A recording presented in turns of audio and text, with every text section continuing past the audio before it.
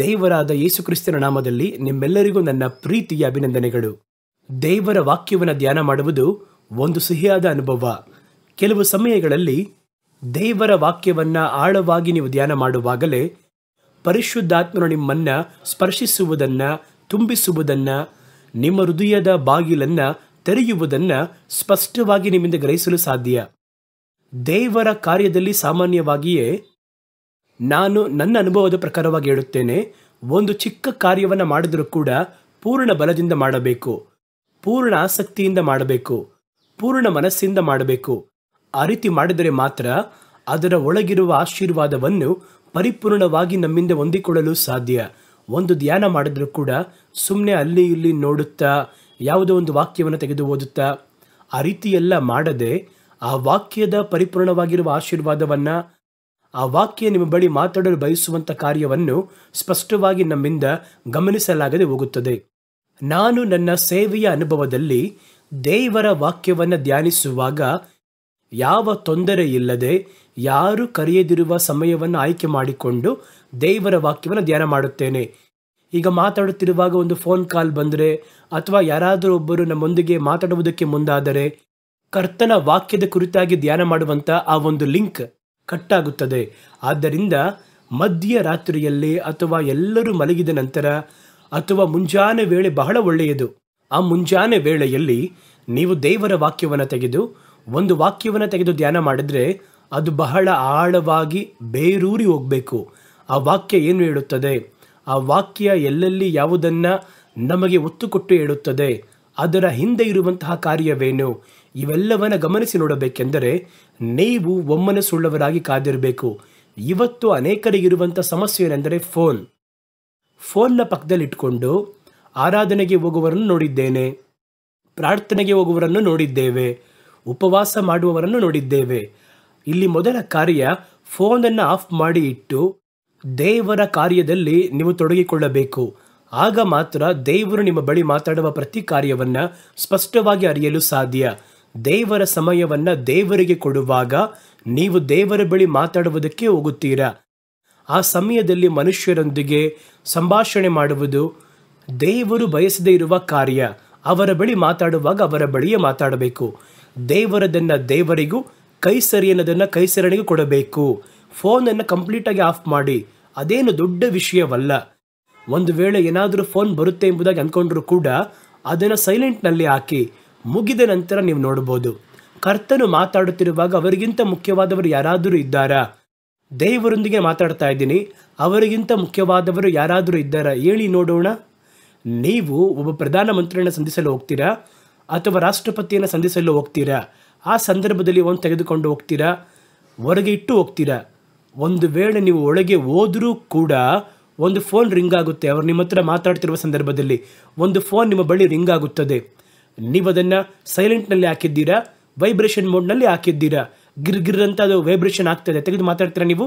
ಯಾಕೆಂದರೆ ಆ ಪ್ರಧಾನಮಂತ್ರಿಗಿಂತ ನಿಮ್ಮ ಬಳಿ ಮಾತಾಡುವ ಸ್ನೇಹಿತನು ಖಂಡಿತವಾಗಿ ದೊಡ್ಡವನಾಗಿರೋಕ್ಕೆ ಸಾಧ್ಯ ಇಲ್ಲ. ರಾಷ್ಟ್ರಪತಿಗಿಂತ ನಿಮ್ಮ ಸ್ನೇಹಿತನು ದೊಡ್ಡವನಾಗಿರುವುದಕ್ಕೆ ಸಾಧ್ಯವಿಲ್ಲ. ಒಬ್ಬ ರಾಷ್ಟ್ರಪತಿಯೇ ದೊಡ್ಡವನಾಗಿದ್ದಾರೆ ಎಂಬುದಾಗಿ ಭಾವಿಸಬೇಕಾದರೆ ಭೂಮಿ ಆಕಾಶವನ್ನು ಉಂಟು ಮಾಡಿದ ದೇವರ ಬಳಿ ಮಾತಾಡುವಾಗ ಅವರಿಗಿಂತ ದೊಡ್ಡವರು ಯಾರಿರಲು ಸಾಧ್ಯ? ಅವರಿಗಿಂತ ಮುಖ್ಯವಾದದ್ದು ಬೇರೆನಿರಕ್ಕೆ ಸಾಧ್ಯ? ಯಾವುದೂ ಅಲ್ಲಿ ಹಾಳಾಗೋಗಲ್ಲ. ನೀವು ಫೋನ್ ಆಫ್ ಮಾಡಿ ಕರ್ತನ ವಾಕ್ಯದ ಒಳಗೆ ನೀವು ಹೋಗಬೇಕು, ಧ್ಯಾನ ಮಾಡಬೇಕು, ಪ್ರಾರ್ಥನೆ ಮಾಡಬೇಕಾದ್ರೂ ಹಂಗೇನೆ. ದೇವರ ಸಮಯದಲ್ಲಿ ಬೇರೆ ಯಾರಿಗೂ ಸಮಯವನ್ನು ಕೊಡಬಾರದು. ದೇವರ ಸಮಯವನ್ನು ಪರಿಪೂರ್ಣವಾಗಿ ದೇವರಿಗೆ ಕೊಡಿ.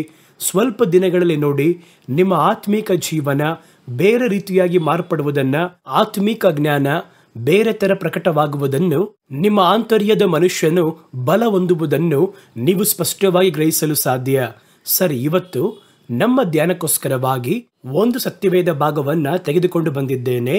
ಯೂದನ ಪುಸ್ತಕ 1ನೇ ಅಧ್ಯಾಯ. ಯೂದದಲ್ಲಿ 1ನೇ ಅಧ್ಯಾಯ ಮಾತ್ರ ಇದೆ.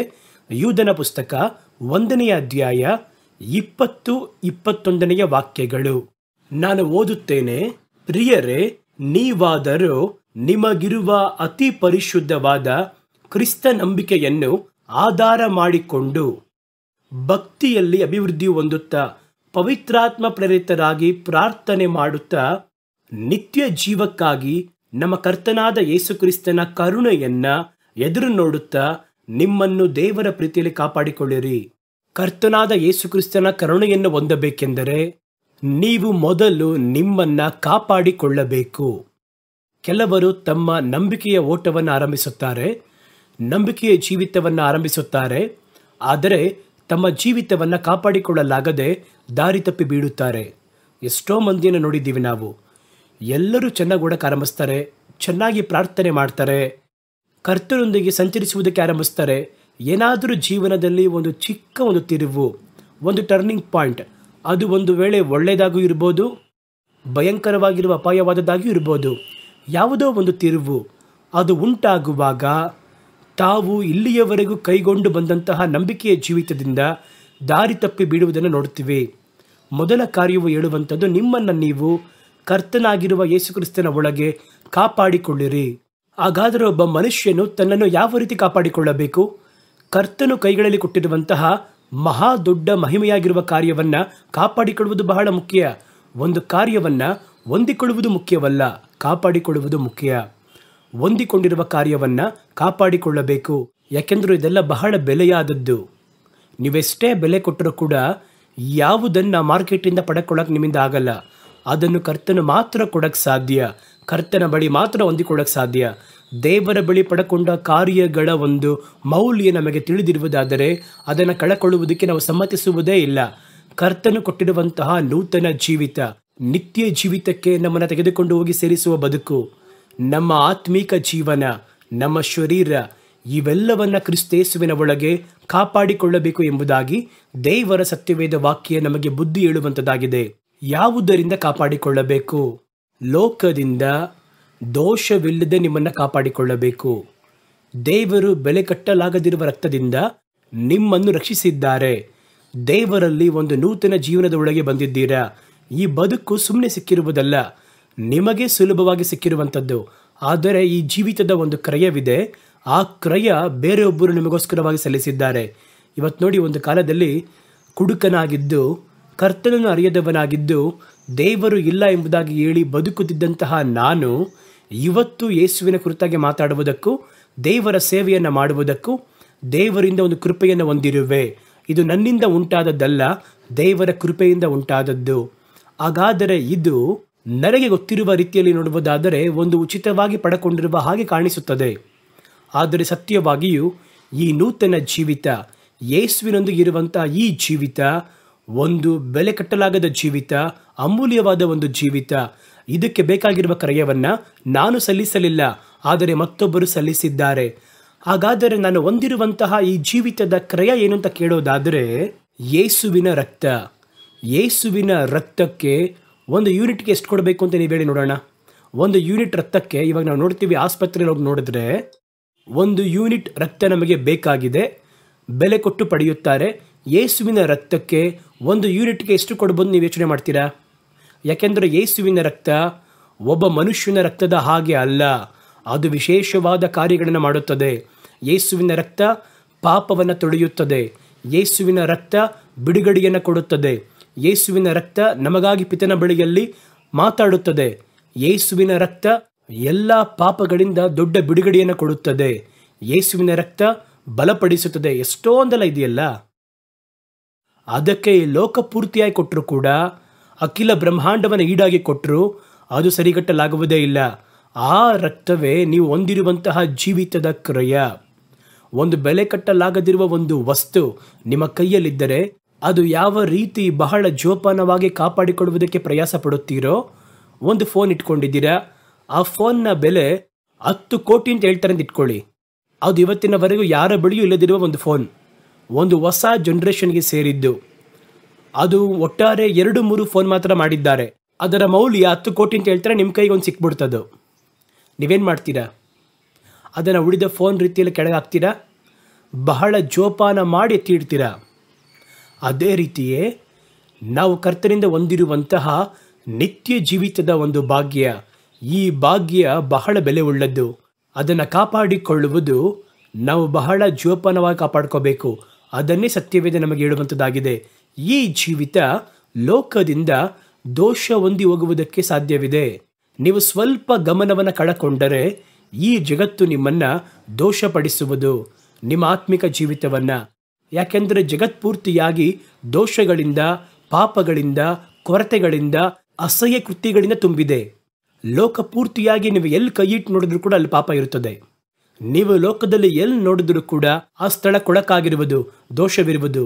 ಈ ಲೋಕ ದೋಷದಿಂದ ಇರುವಂಥ ಲೋಕ. ಈ ಲೋಕದಲ್ಲಿ ನೀವು ಏನೇ ಮಾಡದೆ ಸುಮ್ಮನೆ ಹೊರಗೋಗಿ ಬಂದರೂ ಕೂಡ ನಿಮ್ಮ ವಸ್ತ್ರವೆಲ್ಲ ಕಲೆಯಾಗುವುದನ್ನು, ಕೊಳೆಯಾಗಿರುವುದನ್ನು ನೋಡಲು ಸಾಧ್ಯವಾಗುತ್ತದೆ. ಲೋಕ ಪೂರ್ತಿ ದೋಷವಾಗಿರುವಂಥದ್ದಾಗಿದೆ. ಸತ್ಯವೇದ ಹೇಳುತ್ತದೆ, ನೀವು ಈ ಲೋಕದಲ್ಲಿ ಇದ್ದೀರಾ, ನಿಮ್ಮ ಜೀವ ದೋಷವಿಲ್ಲದ ಹಾಗೆ ನಿಮ್ಮನ್ನು ಕಾಪಾಡಿಕೊಳ್ಳಬೇಕು, ದೋಷವಿಲ್ಲದ ಹಾಗೆ ಕಾದುಕೊಳ್ಳಬೇಕು. ನೋಡಿ ನೋಡಿ ಒಂದು ಚಿಕ್ಕ ಕಲೆ ಆದರೂ ಕೂಡ ಅದನ್ನು ಒರೆಸಿ, ಅದನ್ನು ತೊಳೆದು ನೂತನವಾಗಿಟ್ಟುಕೊಳ್ಳಬೇಕು. ಕರ್ತನ ಮುಂಭಾಗದಲ್ಲಿ ಬರುವಾಗ ನಿಮ್ಮ ಆತ್ಮದ ನಿತ್ಯತ್ವದ ಒಂದು ಜೀವಿತದ ಒಂದು ಬದುಕು ಇಲ್ಲಿಯಲ್ಲಿ ದೋಷವಾಗಿದ್ದರೆ ಕರ್ತನು ಅದರ ಮೇಲೆ ಪ್ರಿಯವಾಗಿರುವುದಿಲ್ಲ. ಹಾಗಾದರೆ ಆ ದೋಷಗಳು ಒಂದು ವೇಳೆ ಪಡಬಹುದು. ಅದನ್ನು ತಕ್ಷಣ ನೀವು ತೊಳೆದು ನಿಮ್ಮನ್ನ ನೂತನವಾಗಿಟ್ಟುಕೊಳ್ಳಬೇಕು. ಒಂದು ವಾಹನವನ್ನು ನೀವು ಪಡೆದರೆ ತೆಗೆದುಕೊಂಡ ಹೊಸದರಲ್ಲಿ ಅದನ್ನು ಒರೆಸಿ ಇಡ್ತೀವಿ. ಬೆಳಗ್ಗೆ ಎದ್ದು ಹೋಗಿ ನೋಡ್ತಾ ಇರ್ತೀವಿ, ಎಲ್ಲಾದರೂ ಚಿಕ್ಕ ಸ್ಕ್ರ್ಯಾಚ್ ಆಗಿದೆಯಾ, ಎಲ್ಲಾದರೂ ಚಿಕ್ಕ ಕಲೆ ಆಗಿದೆಯಾ, ಎಲ್ಲಾದರೂ ಒಂದು ಕಡೆ ಧೂಳಿದೆಯಾ, ಅದನ್ನು ತಕ್ಷಣ ಒಡಿಸ್ತೀವಿ. ಅದೇ ರೀತಿಯೇ ನಮ್ಮ ಜೀವಿತದಲ್ಲಿ ಕಲೆಯಾಗದ ಹಾಗೆ ದೋಷವಿಲ್ಲದೆ ಕಾಪಾಡಿಕೊಳ್ಳಬೇಕು. ಇದನ್ನು ಯಾಕೋಬನು ನಮಗೆ ಆಲೋಚನೆಯಂತೆ ಹೇಳುತ್ತಾನೆ. ಯಾಕೋಬನ ಪುಸ್ತಕ 1ನೇ ಅಧ್ಯಾಯ 27ನೇ ವಾಕ್ಯ. ಅವರಲ್ಲಿ ಹೇಳ್ತಾರೆ, ಸಂಕಟದಲ್ಲಿ ಬಿದ್ದ ದಿಕ್ಕಿಲ್ಲದವರನ್ನು, ವಿಧವೆಯರನ್ನು ಪರಾಮರಿಸಿ ತನಗೆ ಪ್ರಪಂಚದ ದೋಷವು ಹತ್ತದಂತೆ ನೋಡಿಕೊಂಡಿರುವುದೇ ತಂದೆಯಾದ ದೇವರ ಸನ್ನಿಧಾನದಲ್ಲಿ ಶುದ್ಧವೂ ನಿರ್ಮಲವೂ ಆಗಿರುವ ಭಕ್ತಿಯಾಗಿದೆ. ಉಳಿದಿರುವ ಎರಡನ್ನು ಬಿಟ್ಬಿಡಿ, ನಮಗೆ ಬೇಕಾಗಿರುವುದನ್ನು ನೋಡಿ. ಇದರಲ್ಲಿ ಏನು ಹೇಳ್ತಾರೆ ಅಂದರೆ, ಪ್ರಪಂಚದ ದೋಷವು ಹತ್ತದಂತೆ ನಿಮ್ಮನ್ನು ನೋಡಿಕೊಳ್ಳುವುದೇ. ನಿಮಗೆ ದೇವರು ಕೊಟ್ಟಿರುವ ಜೀವಿತವನ್ನು, ನಿಮ್ಮನ್ನು, ನಿಮ್ಮ ಹೃದಯವನ್ನು, ನಿಮ್ಮ ನಡವಳಿಕೆಯನ್ನು ಈ ಪ್ರಪಂಚದಿಂದ ಉಂಟಾಗುವ ದೋಷದಿಂದ ದೋಷಪಡಿಸಿಕೊಳ್ಳದ ಹಾಗೆ ಕಾಪಾಡಿಕೊಳ್ಳುವುದೇ ದೇವರಿಗೆ ಪ್ರಿಯವಾಗಿರುವ ನಿರ್ಮಲವಾಗಿರುವಂತಹ ದೈವ ಭಕ್ತಿಯಾಗಿದೆ. ಹಾಗಾದರೆ ಏನು ಮಾಡಬೇಕು? ಪ್ರತಿ ಬಾರಿಯೂ ಏನಾದರೂ ದೋಷ ಹೊಂದಿದ್ದರೆ, ಏನಾದರೂ ತಪ್ಪಾಗಿರುವ ಕಾರ್ಯ ನಮ್ಮನ್ನು ಮುಟ್ಟಿದ್ದರೆ ಜೀವನದಲ್ಲಿ ಅಂಟಿಕೊಂಡು ಬಂದಿದ್ರಿಯಾ ಎಂಬುದಾಗಿ ಗಮನವಾಗಿ ಕಣ್ಗಾಣಿಸಿ ನೀವು ಅವುಗಳನ್ನು ನೀಗಿಸಿಕೊಳ್ಳಬೇಕು. ನಮ್ಮ ಹೃದಯವನ್ನು, ನಮ್ಮ ಆತ್ಮಿಕ ಜೀವಿತವನ್ನು, ಕರ್ತನು ಕೊಟ್ಟಿರುವಂತಹ ನೂತನ ಜೀವಿತವನ್ನು ಪರಿಶುದ್ಧವಾಗಿ ನೀವು ಕಾಪಾಡಿಕೊಳ್ಳುವ ಹಾಗೆ ದೇವರ ಸತ್ಯವೇದ ನಮಗೆ ಆಲೋಚನೆ ಹೇಳುತ್ತದೆ. 1 ತಿಮೋತಿಯ ಪುಸ್ತಕ 5ನೇ ಅಧ್ಯಾಯದ 22ನೇ ವಾಕ್ಯದಲ್ಲಿ ಅಪೊಸ್ತಲನಾದ ಪೌಲನು ತನ್ನ ಸ್ವಂತ ಮಗನ ಹಾಗೆ, ಕುಮಾರನ ಹಾಗೆ ಪ್ರೀತಿ ಮಾಡಿದ ತಿಮೋತಿಯನಿಗೆ ಆಲೋಚನೆಯಂತೆ ಒಂದು ಕಾರ್ಯವನ್ನು ಹೇಳ್ತಾರೆ. ಏನು ಹೇಳ್ತಾರೆ ಅಂದರೆ, ಅವಸರದಿಂದ ಯಾರ ತಲೆಯ ಮೇಲೆಯಾದರೂ ಹಸ್ತವನ್ನಿಟ್ಟು ಸಭೆಯ ಉದ್ಯೋಗಕ್ಕೆ ನೇಮಿಸಬೇಡ. ಹಾಗೆ ನೇಮಿಸಿದರೆ ಮತ್ತೊಬ್ಬರು ಮಾಡಿದ ಪಾಪದಲ್ಲಿ ನೀನು ಪಾಲುಗಾರನೆಂದು ತೋರಿ ಬಂದಿತ್ತು. ನೀನು ಶುದ್ಧನಾಗಿರುವ ಹಾಗೆ ನೋಡಿಕೋ. ಕರ್ತನಿಗೆ ಅದೇ ಬೇಕು. ಕರ್ತನು ಅದರಲ್ಲೇ ಪ್ರಿಯರಾಗಿದ್ದಾರೆ. ನೀನು ಎಷ್ಟು ಸೇವೆ ಮಾಡದೆ, ಎಷ್ಟು ಪ್ರಸಂಗ ಮಾಡದೆ, ಎಷ್ಟು ಆತ್ಮಗಳನ್ನು ತಂದೆ ಎಂಬುದೆಲ್ಲ ಎರಡನೇ ಪಕ್ಷ. ಮೊದಲ ಕಾರ್ಯ, ನೀನು ನಿನ್ನನ್ನು ಪರಿಶುದ್ಧವಾಗಿ ಕಾಪಾಡ್ಕೋಬೇಕು. ನೀನು ಪಾಪದಲ್ಲಿದ್ದು, ದೋಷದಲ್ಲಿದ್ದು, ಬಿಡಿಸಲ್ಪಡದ ಹಾಗೆ ಅಕ್ರಮದಲ್ಲಿ ಇದ್ದು, ಲೋಕ ಪೂರ್ತಿಯಾಗಿ ಆದಾಯ ಮಾಡಿದರೂ ನಿನ್ನ ಜೀವವನ್ನು ಕಳಕೊಂಡರೆ ಅದರಿಂದ ಏನುಂಟಾಗುತ್ತದೆ? ಹಾಗಾಗಿ ಅವ್ರು ಹೇಳ್ತಾರೆ ಇಲ್ಲಿ, ಮತ್ತೊಬ್ಬರು ಮಾಡುವಂತಹ ಪಾಪಕ್ಕೆ ಒಡಂಬಡಬೇಡ. ಪಾಪ ಮಾಡುವ ಸ್ಥಳದಲ್ಲಿ ಹೋಗಿ ನಿಲ್ಲಬೇಡ. ಅವರು ಮಾಡುವ ಪಾಪದಲ್ಲಿ ಅವರೊಂದಿಗೆ ಕೈ ಜೋಡಿಸಬೇಡ. ನಿನ್ನನ್ನು ನೀನು ಎಲ್ಲ ವಿಧದಲ್ಲಿಯೂ ಪರಿಶುದ್ಧವಾಗಿ ಕಾಪಾಡಿಕೋ ಎಂಬುದಾಗಿ ಸತ್ಯವೇದ ಹೇಳುತ್ತದೆ. ಏಕೆಂದರೆ ನಾವು ಕಾದುಕೊಳ್ಳಬೇಕಾಗಿರುವ ಮುಖ್ಯವಾಗಿರುವ ಕಾರ್ಯಗಳು ಕೆಲವೊಂದು ಉಂಟು. ಏನೇನನ್ನು ಕಾಪಾಡಿಕೊಳ್ಳಬೇಕು? ದೇವರ ಹಸ್ತದಿಂದ ನಾವು ಹೊಂದಿರುವ ಹಲವು ಬೆಲೆ ಕಟ್ಟಲಾಗದಿರುವ ಕಾರ್ಯಗಳ ಕುರಿತು ಸತ್ಯವೇದ ನಮಗೆ ಹೇಳುತ್ತದೆ. ಅವೆಲ್ಲವನ್ನು ಕಾಪಾಡಿಕೊಳ್ಳುವುದರಲ್ಲಿ ಬಹಳ ಜಾಗರೂಕರಾಗಿರಬೇಕು. ಮೊದಲು ಯಾವುದನ್ನು ಕಾಪಾಡಿಕೊಳ್ಳಬೇಕುತ್ತಾ? ವಾಕ್ಯವನ್ನು ಕಾಪಾಡಿಕೊಳ್ಳಿರಿ.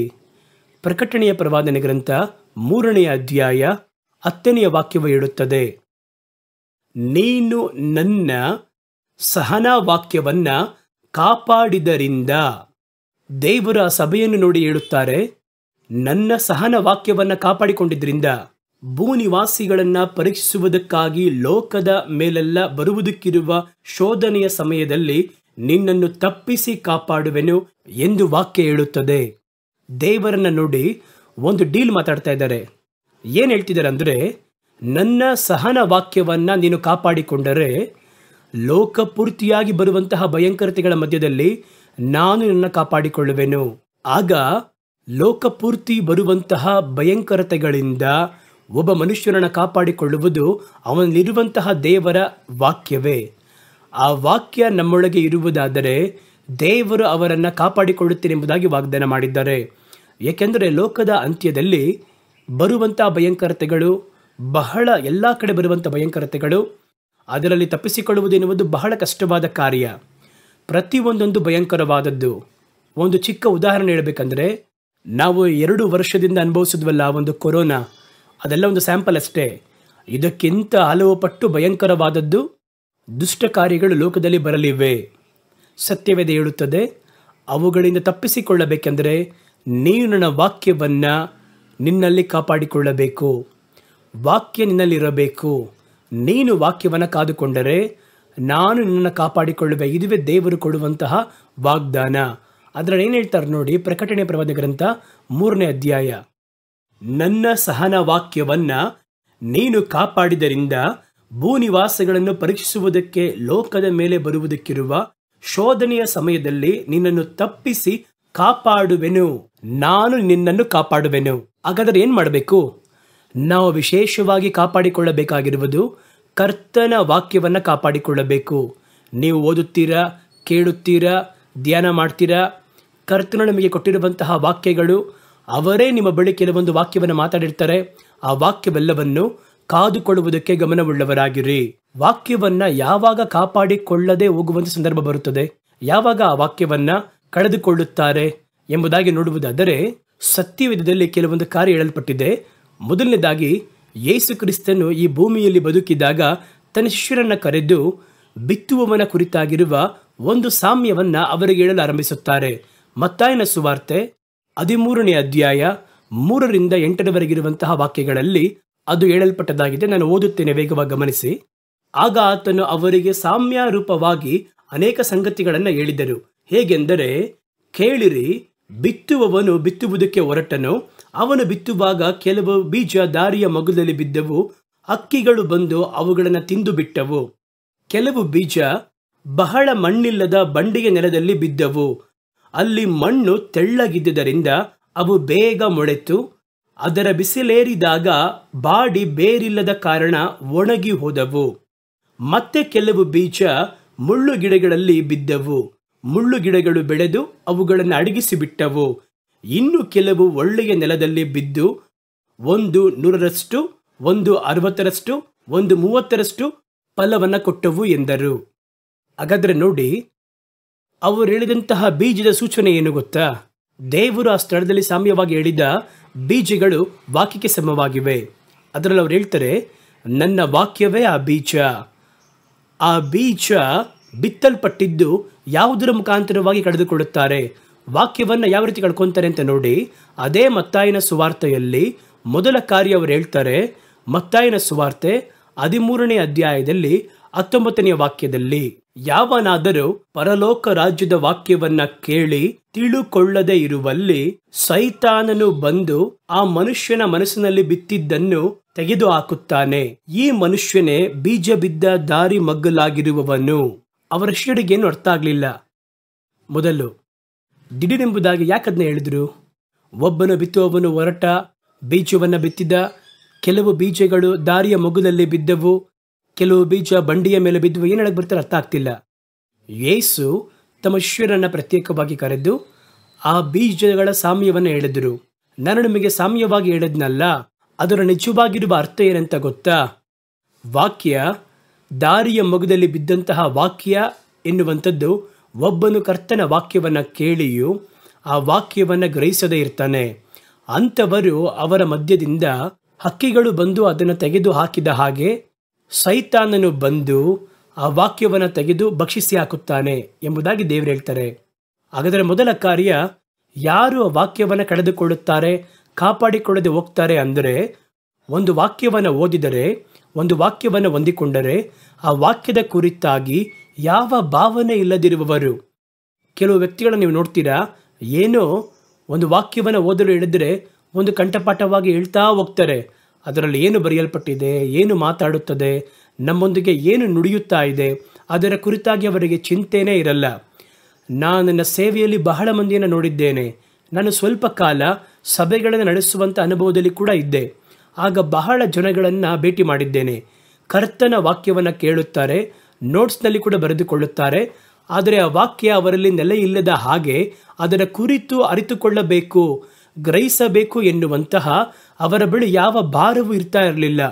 ಪ್ರಾರ್ಥನೆಯಲ್ಲಿರುವಾಗ ಒಂದು ಸಂದೇಶದಲ್ಲಿ ಇರಬೇಕಾದ್ರೆ ಅಂತ ಕೇಳಿಸ್ಕೊಂತಾನೆ ಇರ್ತಾರೆ. ಮುಗ್ದಿದ್ದು ಕೂಡ ನೋಡಿದ್ರೆ ಬೇರೆ ಕಾರ್ಯದಲ್ಲಿ ವೇಗವಾಗಿ ಮಾರ್ಪಡುತ್ತಾರೆ.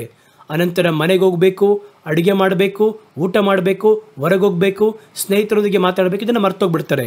ಯಾವಾಗ ನೀವು ವೃದ್ಧಿಯಾಗುವ ವಾಕ್ಯವನ್ನು ಗ್ರಹಿಸದೆ ಬಿಡ್ತೀರೋ, ವಾಕ್ಯ ಕಿವಿಯಲ್ಲಿ ಕೇಳುತ್ತದೆ, ಆ ವಾಕ್ಯವನ್ನು ಓದುತ್ತೀರಾ, ವಿವರಿಸಿ ಹೇಳ್ತಾರೆ, ಆದರೆ ಗ್ರಹಿಸೋಕ್ಕಾಗ್ತಿಲ್ಲ. ವಾಕ್ಯವನ್ನು ಗ್ರಹಿಸೋಕ್ಕಾಗ್ತಿಲ್ಲ. ನಾವು ಗ್ರಹಿಸದೆ ಹೋದರೆ ಆ ವಾಕ್ಯ ನಿಮ್ಮ ಕೈಗಳನ್ನು ಬಿಟ್ಟು ಹೋಗುವಂಥದ್ದಾಗಿರುತ್ತದೆ. ನನಗೆ ತಿಳಿದಿರುವಂತಹ ಒಬ್ಬ ದೇವ ಮನುಷ್ಯನಿದ್ದನು. ಅವರೊಬ್ಬ ವಯಸ್ಸಾಗಿರುವ ವೃದ್ಧರು.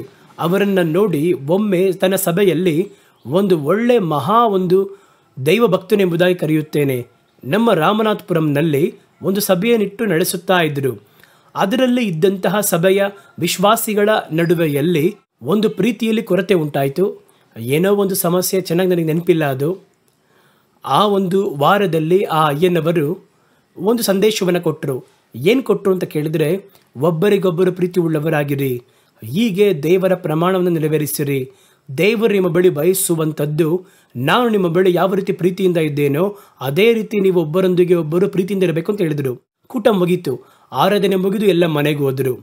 ಮುಂದಿನ ವಾರ ಎಲ್ಲರೂ ಬಂದಿದ್ದರು. ಆಗ ಅಯ್ಯನವರು ಮಾತಾಡಬೇಕಾದ್ರೆ, ನೀವು ಒಬ್ಬರಲ್ಲಿ ಒಬ್ಬರು ಪ್ರೀತಿಯಿಂದ ಇರಬೇಕು ಎಂಬುದಾಗಿ ದೇವರು ನಿಮಗೆ ಕೊಟ್ಟಿರುವಂತಹ ಪ್ರಧಾನ ಕಟ್ಟಳೆ, ನಾನು ನಿಮ್ಮ ಬಳಿ ಪ್ರೀತಿಯಿಂದ ಇರುವ ಹಾಗೆ. ಎಲ್ಲರೂ ಮುಖ ನೋಡಿಕೊಂಡ್ರು. ಕಳೆದ ವಾರ ಇದನ್ನು ಮಾತಾಡಿದ್ರು, ಕಳೆದ ವಾರ ಇದೇ ವಾಕ್ಯವನ್ನು ತಾನೇ ಹೇಳಿದ್ರು. ಒಂದು ವೇಳೆ ಮರ್ತೋದ್ರಾ? ಅದೇ ಪುಸ್ತಕವನ್ನು ಮತ್ತೆ ತಂದು ಇವಾಗಲೂ ಮಾತಾಡ್ತಾ ಇದ್ದಾರಾ ಎಂದು ಭಾವಿಸಿ ಮಾತಾಡಿದ್ರು. ಇದ್ರೂ ದೊಡ್ಡವರು ಏನು ಹೇಳೋಕ್ಕಾಗಲ್ಲ, ಸುಮ್ಮನೆ ಎಲ್ಲ ಕೇಳಿಸ್ಕೊಂಡ್ರು. ಅದೇ ಸಂದೇಶ 3ನೇ ವಾರ ಬಂದಿತ್ತು. 3ನೇ ವಾರವೂ ಅದೇ ಸಂದೇಶ. ಆಗ ಲೇಸಾಗಿ ಒಂದು ಗಲಿಬಿಲಿ. ಆದರೂ ಯಾರು ಎದ್ದು ನಿಂತು ಏನು ಮಾತಾಡೋಕ್ಕೆ ಮುಂದಾಗಲಿಲ್ಲ. ಅಲ್ಲಿ ಪ್ರಸಂಗವನ್ನು ಕೇಳಿಕೊಂಡೋದ್ರು. 4ನೇ ವಾರ ಬಂದರು. 4ನೇ ವಾರವೂ ಅದೇ ಪ್ರಸಂಗ ಮಾಡಿದರು. ಆಗ ಸಹಿಸಲಾಗದೆ ಒಬ್ಬ ಹಿರಿಯರು ಎದ್ದುಬಿಟ್ರು. ಅಯ್ಯ, ನೀವು ಹೇಳಿರುವ ಸಂದೇಶವನ್ನು ಆಗಾಗಲೇ 3 ವಾರ ಹೇಳಿದ್ದೀರಾ, ಪ್ರೀತಿ ಮಾಡುವುದರ ಬಗ್ಗೆ ಮಾತಾಡಿದ್ದಾರೆ ಎಂಬುದಾಗಿ ಹೇಳಿದರು. ಆಗ ಅವರು ಹೇಳಿದರು, ನಾನು 3 ವಾರ ಮಾತಾಡಿದ್ದು ನನಗೆ ಗೊತ್ತು. 3 ವಾರ ಮಾತ್ರವಲ್ಲ, ನಾನು ಮಾತಾಡಿದ ಈ ಸಂದೇಶವನ್ನು ನೀವು ಗ್ರಹಿಸುವವರೆಗೂ 300 ವಾರವಾದರೂ ಕೂಡ ಅದನ್ನೇ ಮಾತಾಡ್ತೀನಿ. ನಿಮಗೆ ದಿನ ಒಂದೊಂದು ವಾಕ್ಯವನ್ನು ಮಾತಾಡಬೇಕು. ನೀನು ಕೇಳಿ ಸುಮ್ಮನೆ ಎತ್ತಿಟ್ಕೊಂಡು ಹೋಗ್ತಾ ಇರ್ತೀಯ. ನೀನು ದೇವರ ವಾಕ್ಯವನ್ನು ಗ್ರಹಿಸದೆ ಹೋದರೆ, ಅದರಲ್ಲಿ ಹೇಳಲ್ಪಟ್ಟಂತಹ ಅರ್ಥವನ್ನು ಕೈಗೊಳ್ಳದೆ ಹೋದರೆ, ಅದನ್ನು ಕೈಗೊಳ್ಳುವವರೆಗೂ ಮಾತಾಡ್ತೀನಿ ಎಂಬುದಾಗಿ. ಆಗಲೇ ಅವರಿಗೆ ಅರ್ಥ ಆಯಿತು. ಮೊದಲ ವಾರ ಮಾತಾಡಿ ಸಭೆಯವರಲ್ಲಿ ಏನು ರಿಯಾಕ್ಷನ್ ಅಂತ ನೋಡಿದರು. ಹಳೆಯ ರೀತಿಗೆ ಒಬ್ಬರ ಮೇಲೆ ಒಬ್ಬರು ಪ್ರೀತಿ ಇಲ್ಲದೆ ಜಗಳವಾಡುತ್ತಲೇ ಇದ್ದರು. ಮುಂದಿನ ವಾರ ಮಾತಾಡುವಾಗ ಗಮನಿಸಿದರು, ಅವರ ಜೀವಿತ ಹಾಗೆಯೇ ಇತ್ತು. 3ನೇ ವಾರವೂ ಗಮನಿಸಿದರು, ಅದೇ ರೀತಿಯೇ ಇತ್ತು. ಆಗ ಅವರು ಹೇಳಿದರು, 3 ವಾರ ಪ್ರಸಂಗ ಮಾಡಿ ಏನು ಪ್ರಯೋಜನ? ನಿಮ್ಮ ಜೀವನದಲ್ಲಿ ಇನ್ನೂ ಆ ವಾಕ್ಯವನ್ನು ಗ್ರಹಿಸಲಿಲ್ವಲ್ಲ? ನೀವು ಗ್ರಹಿಸುವವರೆಗೂ ಅದೇ ವಾಕ್ಯವೇ. ಆಗಲೇ ಅವರು ತಮ್ಮ ಬಳಿ ಇರುವಂತಹ ತಪ್ಪನ್ನು ಅರ್ಥ ಮಾಡಿಕೊಂಡರು. ನಿಜವಾಗ್ಲೂ ನೋಡಿ, ಕರ್ತನು ಮಾತಾಡಿದ ಮಾತು ಪ್ರತಿ ದಿನವೂ ಮುಂಜಾನೆ ದೇವರ ಪಾದದಲ್ಲಿ ಕಾದಿರುವಾಗ ದೇವರು ಒಂದು ವಾಕ್ಯವನ್ನು ಕೊಡ್ತಾರೆ. ಒಂದು ವಾಕ್ಯ ನಮ್ಮೊಂದಿಗೆ ಮಾತಾಡುತ್ತದೆ. ಸತ್ಯವೇದ ಮುಖಾಂತರವಾಗಿ ಮಾತಾಡ್ತಾರೆ. ಅವರು ಏನು ಮಾತಾಡಿದರೋ ಅದನ್ನು ನೀವು ಗ್ರಹಿಸಿಕೊಳ್ಳಬೇಕು. ಆ ರೀತಿ ಗ್ರಹಿಸದಿದ್ದರೆ, ಆ ವಾಕ್ಯದ ಕುರಿತಾಗಿ ನೀವು ಭಾರ ಪಡದೆ ಹೋದರೆ, ಆ ವಾಕ್ಯವನ್ನು ಅಕ್ಕಿಗಳ ಹಾಗೆ ಶತ್ರು ಬಂದು ತೆಗೆದು ಹಾಕುತ್ತಾನೆ. ಹಾಗಾದರೆ ನೋಡಿ, ದಾರಿಯ ಮೊಗದಲ್ಲಿ ಬೀಜ ಬಿದ್ದಿದೆ, ಕೇಳುವವರು ಯಾರೂ ಅಲ್ಲಿ ಇಲ್ಲ. ಗ್ರಹಿಸಲಾಗದಿರುವ ವಾಕ್ಯವು ಅದನ್ನು ಅಕ್ಕಿ ಶತ್ರು ಎಂಬುದಾಗಿ ಸತ್ಯವೇದ ಹೇಳುತ್ತದೆ. ಸೈತಾನನು ಬಂದು ಆ ಬೀಜವನ್ನು ತೆಗೆದು ತಿಂದು ಹೋಗುತ್ತಾನಂತೆ. ಹಾಗಾದರೆ ನಿಮ್ಮನ್ನು ಬಲಪಡಿಸಿಕೊಳ್ಳಬೇಕಾಗಿರುವ ವಾಕ್ಯ, ಆ ವಾಕ್ಯದಲ್ಲಿರುವಂತಹ ಸಾಮರ್ಥ್ಯ, ಆ ವಾಕ್ಯದಲ್ಲಿರುವಂತಹ ಶಕ್ತಿ ಸೈತಾನನ ಬಲಪಡಿಸುತ್ತದೆ. ಅಕ್ಕಿ ತಿಂದರೆ ಅದು ಬಲವಾಗುತ್ತೆ ಅಲ್ವಾ? ಅದಕ್ಕೆ ಅದು ಆಹಾರವಾಗುತ್ತದೆ. ಆ ಆಹಾರ ನಿಮಗಿರುವ ಆಹಾರ, ಅದು ನಿಮ್ಮನ್ನು ಬಲಪಡಿಸುವುದಕ್ಕೋಸ್ಕರವಾಗಿ ದೇವರು ಕೊಟ್ಟಿದ್ದು. ಹಾಗಾದರೆ ಸತ್ಯವೇದ ಹೇಳುತ್ತದೆ, ನೀವು ಕರ್ತನ ವಾಕ್ಯವನ್ನ ಗ್ರಹಿಸದ ಹಾಗೆ ನೀವು ಹೊಂದಿರುವಂತಹ ವಾಕ್ಯವನ್ನು ಕಳೆದುಕೊಳ್ಳುತ್ತೀರಾ. ಅದು ಯಾರ ಕೈಯಲ್ಲಿ ಹೋಗುತ್ತೆ? ಸೈತಾನನ ಕೈಯಲ್ಲಿ ಹೋಗುತ್ತೆ. ಹಾಗಾದರೆ ಕರ್ತನ ಸತ್ಯವೇದ ಹೇಳುತ್ತದೆ, ನೀವು ಹೊಂದಿಕೊಂಡಿರುವಂತಹ ವಾಕ್ಯವನ್ನು ಮೊದಲು ನೀವು ಕುಳಿತು ಅರ್ಥ ಮಾಡಿಕೊಳ್ಳಿ, ಅದನ್ನು ನಿಮ್ಮ ಜೀವನದಲ್ಲಿ ಅಭ್ಯಾಸ ಮಾಡ್ರಿ, ಕಾರ್ಯರೂಪಕ್ಕೆ ತನ್ನಿ. ಆ ವಾಕ್ಯದ ಕುರಿತಾಗಿ ಭಾರ ಪಡಿರಿ. ಆ ವಾಕ್ಯ ಈ ರೀತಿ ಬರೆಯಲ್ಪಟ್ಟಿದೆಯಲ್ಲ, ನನ್ನಿಂದ ಏನು ಮಾಡೋಕ್ಕಾಗ್ಲಿಲ್ವಲ್ಲ, ಅದನ್ನು ಮಾಡಬೇಕಲ್ಲ ಅಂತ ಪ್ರಯಾಸವನ್ನು ಪಡ್ರಿ. ಅದುವೇ ಸತ್ಯವೇದ ಹೇಳುತ್ತದೆ. ಅನಂತರ ಎರಡನೇ ಕಾರ್ಯವನ್ನು ನೋಡಿ, ಆ ಬೀಜ ಬಿದ್ದಂತಹ ಮುಂದಿನ ಸ್ಥಳ ಏನು ಬರೆಯಲ್ಪಟ್ಟಿದೆ? ಅದಕ್ಕೆ ಬೇರಿಲ್ಲದ ಕಾರಣ ಆ ಬೀಜವು ಸತ್ತು ಹೋಯಿತು. ಮತ್ತಾಯನ ಸುವಾರ್ತೆ 13ನೇ ಅಧ್ಯಾಯ 20-21 ವಾಕ್ಯಗಳು. ಬಂಡೆಯ ಮೇಲೆ ಬಿತ್ತಲ್ಪಟ್ಟವನು ವಾಕ್ಯವನ್ನು ಕೇಳಿದ ಕೂಡಲೇ ಸಂತೋಷದಿಂದ ಅದನ್ನು ಸ್ವೀಕರಿಸುತ್ತಾನೆ. ಈ ವ್ಯಕ್ತಿಗಳು ಬಹಳ ಡೇಂಜರ್. ನೋಡಿದ ಕೂಡಲೇ ನಾವೇ ಏಮಾರೋಗ್ತೀವಿ, ಏನಪ್ಪ ಇಷ್ಟೊಂದು ವೈರಾಗ್ಯವಾಗಿ ಸ್ವೀಕರಿಸ್ತಾನೆ ಎಂಬುದಾಗಿ. ತಕ್ಷಣ ಹೌದು, ಸಾಧನೆ ಮಾಡ್ತೀನಿ, ಎಲ್ಲ ಮಾಡ್ತೀನಿ ಎಂಬುದಾಗಿ ಮಾತಾಡ್ತಾರೆ. ಸತ್ಯವೇದ ಹೇಳುತ್ತದೆ, ಸಂತೋಷದಿಂದ ಅದನ್ನು ಸ್ವೀಕರಿಸಿಕೊಳ್ಳುತ್ತಾನೆ. ಆದರೆ ತನ್ನಷ್ಟಕ್ಕೆ ತಾನೇ ಬೇರಿಲ್ಲದ ಕಾರಣ ಸ್ವಲ್ಪ ಕಾಲ ಮಾತ್ರ ಆ ವಾಕ್ಯದಲ್ಲಿ ನೆಲೆಯಾಗಿರ್ತಾನೆ. ವಾಕ್ಯದ ನಿಮಿತ್ತ ಉಪದ್ರವವು ಕಷ್ಟವೂ ಉಂಟಾದ ಕೂಡಲೇ ಬಿದ್ದು ಹೋಗುತ್ತಾರೆ. ಹಾಗಾದರೆ ವಾಕ್ಯವನ್ನು ಯಾವಾಗ ಕಳ್ಕೊತಾರೆ ಅಂದರೆ, ತನ್ನಲ್ಲಿ ತಾನೇ ಬೇರಿಲ್ಲದೆ ಇರುವಾಗ. ಈ ಬೇರಿನುವುದು ಯಾವುದನ್ನು ಸೂಚಿಸುತ್ತದೆ ಎಂದರೆ, ಕರ್ತನ ಬಳಿಯಲ್ಲಿ ಕರ್ತನ ವಾಕ್ಯದ ಮೇಲೆ ಇಡುವಂತಹ ವೈರಾಗ್ಯವನ್ನು ಸೂಚಿಸುತ್ತದೆ. ಇದು ದೇವರ ವಾಕ್ಯ. ಆ ವೈರಾಗ್ಯ ನಮಗೆ ಬೇಕು. ಅನಂತರ ನಂಬಿಕೆ ಬೇಕು. ಇದು ದೇವರ ವಾಕ್ಯ ಎನ್ನುವಂತಹ ನಂಬಿಕೆ ಇದ್ದರೆ ಆ ವಾಕ್ಯವನ್ನು ಕಳಕೊಳ್ಳುವುದಿಲ್ಲ. ನಾವು ಹಲವು ಸಂದರ್ಭದಲ್ಲಿ ಬೈಬಲ್ ಇರುವಂತಹ ವಾಕ್ಯ ನೋಡ್ತೀವಿ. ದೇವರ ವಾಕ್ಯ ಎನ್ನುವಂತಹ ನಂಬಿಕೆ ಒಬ್ಬ ಮನುಷ್ಯನಲ್ಲಿರಬೇಕು. ಆ ಒಂದು ವಾಕ್ಯವನ್ನು ಹೊಂದಿಕೊಂಡಿದ್ದೇವೆ. ಆ ವಾಕ್ಯವನ್ನು ದೇವರು ನಮಗೆ ಕೊಟ್ಟಿದ್ದಾರೆ. ಆ ವಾಕ್ಯ ಘನಕ್ಕೆ ಸೀಮಿತವಾದದ್ದು. ಆ ಬೇರು ನಮ್ಮಲ್ಲಿರಬೇಕು. ಎರಡನೇದಾಗಿ ಆ ವಾಕ್ಯಕ್ಕೆ ಪ್ರಾಣ ಕೊಡುವಷ್ಟು ಸಮ್ಮತಿಸುವ ಹಾಗೆ ಅವರು ವೈರಾಗ್ಯವುಳ್ಳವರಾಗಿ, ವಾಕ್ಯಕ್ಕೋಸ್ಕರವಾಗಿ ವೈರಾಗ್ಯವನ್ನು ತೋರಿಸುವವರು, ಅಂಥವರಾಗಿರುವವರೇ ಆ ವಾಕ್ಯವನ್ನು ಕಾಪಾಡಿಕೊಳ್ಳುತ್ತಾರೆ. ಇಲ್ಲದ ಪಕ್ಷದಲ್ಲಿ ಒಂದು ಉಪದ್ರವ ಬಂದರೆ, ಒಂದು ಬೀಳುವಿಕೆ ಬಂದರೆ, ಅಥವಾ ಏನಾದರೂ ಒಂದು ಆಸೆ ತೋರಿಸಿದರೆ ಆ ವಾಕ್ಯವನ್ನು ಬಿಟ್ಟು, ಕರುವಿಕೆಯನ್ನು ಬಿಟ್ಟು ದಾರಿ ತಪ್ಪಿ ಹೋಗ್ತಾರೆ. ಅದನ್ನೇ ಸತ್ಯವೇದ ಹೇಳುತ್ತದೆ. ಸ್ಟೇಫನನ್ನು ನೋಡಿ, ಸ್ಟೇಫನನ್ನು ತಂದು ನಿಲ್ಲಿಸಿ ಭಯ ಹುಟ್ಟಿಸಿ ನಿನ್ನನ್ನು ಕಲ್ಲೆಸೆದು ಕೊಲ್ಲುತ್ತೇವೆ ಎಂಬುದಾಗಿ ಹೇಳಿದಾಗ ಕೂಡ ಅವನು ಅದನ್ನು ಸಂತೋಷವಾಗಿ ಸ್ವೀಕರಿಸಿದ. ವೈರಾಗ್ಯದಲ್ಲಿ ತುಂಬಿ ಮಾತಾಡಿದ ಸ್ಥಳದಲ್ಲಿ ಆ ವೈರಾಗ್ಯ ಯಾವುದ್ರ ಮೇಲೆ ಇದ್ದ ವೈರಾಗ್ಯ? ದೇವರ ವಾಕ್ಯದ ಮೇಲೆ ಇದ್ದಂತಹ ವೈರಾಗ್ಯ, ದೇವರ ಮಾತಿನ ಮೇಲೆ ಇದ್ದಂತಹ ವೈರಾಗ್ಯ. ತಕ್ಷಣ ಅವನ ಮೇಲೆ ಕಲ್ಲೆಸೆಯುವ ಹಾಗೆ ಕಲ್ಲುಗಳನ್ನು ತೆಗೆದುಕೊಂಡರು. ಕಲ್ಲಂದ್ರೆ ಚಿಕ್ಕ ಕಲ್ಲಲ್ಲ, ದೊಡ್ಡ ದೊಡ್ಡ ಕಲ್ಲುಗಳು. ಕಲ್ಲೆಸೆದು ಕೊಲ್ಲುವುದು ಆ ದಿನಗಳಲ್ಲಿ ಒಂದು ವಾಡಿಕೆಯಾಗಿತ್ತು. ಅಷ್ಟು ಕಾರ್ಯ ಬಂದಾಗಲೂ ಅವರು ಆ ವಾಕ್ಯಕ್ಕೂ ದೇವರ ಮಾತಿಗೂ ಸಾಕ್ಷಿಯಾಗಿ ನಿಂತರು. ಪ್ರಥಮ ಶತಮಾನದಲ್ಲಿ ಬದುಕಿದಂತಹ ಅನೇಕ ವೃತ್ತಸಾಕ್ಷಿಯಾಗಿ ಅವರು ಸತ್ತರು. ಅವರಲ್ಲಿದ್ದಂತಹ ವೈರಾಗ್ಯ ಇದೆಯಲ್ಲ, ವೈರಾಗ್ಯ ಎನ್ನುವಂತಹ ಬೇರಿಲ್ಲದಿದ್ದರೆ ನಿಮ್ಮಿಂದ ನಿಲ್ಲಕ್ಕಾಗಲ್ಲ. ಅಪೊಸ್ತಲನಾದ ಪೇತ್ರನು ಒಂದು ಕಾಲದಲ್ಲಿ ವೈರಾಗ್ಯವಿಲ್ಲ. ದೇವರು ಮಾತಾಡುವಂತಹ ವಾಕ್ಯವನ್ನೆಲ್ಲ ನೇರವಾಗಿ ಕೇಳ್ತಾರೆ. ದೇವರು ಪರ್ವತದ ಮೇಲೆ ಪ್ರಸಂಗವನ್ನು ಮಾಡಬೇಕಾದ್ರೆ ಅಲ್ಲೇ ಕೂತಿರ್ತಾರೆ. 5,000 ಮಂದಿಗೆ ಅವರು ರೊಟ್ಟಿಯನ್ನು ಹಂಚಿಕೊಡ್ಬೇಕಾದ್ರೆ ಇವರೊಂದು ಬುಟ್ಟಿ ತಗೊಂಡೋಗಿ ಹಂಚಿದ್ರಲ್ಲಿ. ಯೇಸು ಮಾತಾಡಿದ ಎಲ್ಲ ಕಾರ್ಯಗಳು ಪೇತ್ರನಿಗೆ ಗೊತ್ತು. ಆದರೆ ಅವರು ಯೇಸುವನ್ನು ಒಂದು ಹಂತದಲ್ಲಿ ತಿರಸ್ಕಾರ ಮಾಡೋದಕ್ಕೆ ಮುಂದಾದರು. ಯೇಸುವನ್ನು ಶಿಲುಬೆಗೇರಿಸುವುದಕ್ಕೆ ಕರ್ಕೊಂಡು ಹೋಗ್ತಾ ಇದ್ದಾರೆ. ಚಳಿ ಕಾಯಿಸಿಕೊಳ್ಳುವ ಸ್ಥಳದಲ್ಲಿ ಕೂತಿದ್ದಾರೆ ಅವರು. ಆಗ ಒಂದು ಸ್ತ್ರೀಯಾದವಳು ಬಂದು ಅವರ ಬಳಿಯಲ್ಲಿ, ನೀನು ಕ್ರಿಸ್ತನೊಂದಿಗೆ ಇದ್ದವನು ತಾನೆ ಎಂದು ಕೇಳಿದ ಕೂಡಲೇ ಉಪದ್ರವ, ಕಷ್ಟ ಬರುತ್ತದೋ ಎಂಬುದಾಗಿ ಭಯಪಟ್ಟು, ಅವರು ಯಾರೆಂಬುದಾಗಿ ಗೊತ್ತಿಲ್ಲ ಎಂಬುದಾಗಿ ಹೇಳಿ ಶಪಿಸುವ ಸತ್ಯವನ್ನು ಮಾಡುವುದನ್ನು ನೋಡ್ತೀವಲ್ಲಿ. ಹಾಗಾದರೆ ನೋಡಿ, ಒಬ್ಬ ವ್ಯಕ್ತಿಯಲ್ಲಿ ಬೇರಿಲ್ಲದೆ ಹೋದರೆ, ನೀವು ನೇರವಾಗಿ ಕುಳಿತು ಯೇಸುವಿನ ಬಳಿ ವಾಕ್ಯವನ್ನು ಕೇಳಿದರೂ ಕೂಡ, ದೇವರ ವಾಕ್ಯವನ್ನು ಹೊಂದಿಕೊಂಡರೂ ಕೂಡ ನಿಮ್ಮನ್ನು ಕಾದುಕೊಳ್ಳಲಾಗದೆ ಎಡವಿ ಬೀಳಲು ಮುಂದಾಗುತ್ತೀರಾ.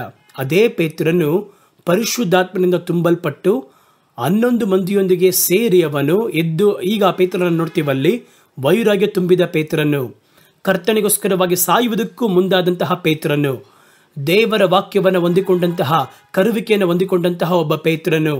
ಪೇತ್ರನ್ನ ಹಾಗೆ ಅಂತ್ಯದಲ್ಲಿ ಶಿಲುಬೆಯಲ್ಲಿ ಜಡಿಯುವ ಸಂದರ್ಭ, ಆ ತೀರ್ಪು ಬಂದಾಗ ಪೇತ್ರನ್ನು ವಾಲಂಟಿಯರ್ ಆಗಿ ಹೇಳ್ತಾರೆ, ಯೇಸುವನ್ನ ಯಾವ ರೀತಿ ಶಿಲುಬೆಗೆ ಜಡಿದ್ರೋ ಅದೇ ರೀತಿ ನನ್ನನ್ನು ಶಿಲುಬೆಯಲ್ಲಿ ಜಡಿಯಬಾರದು.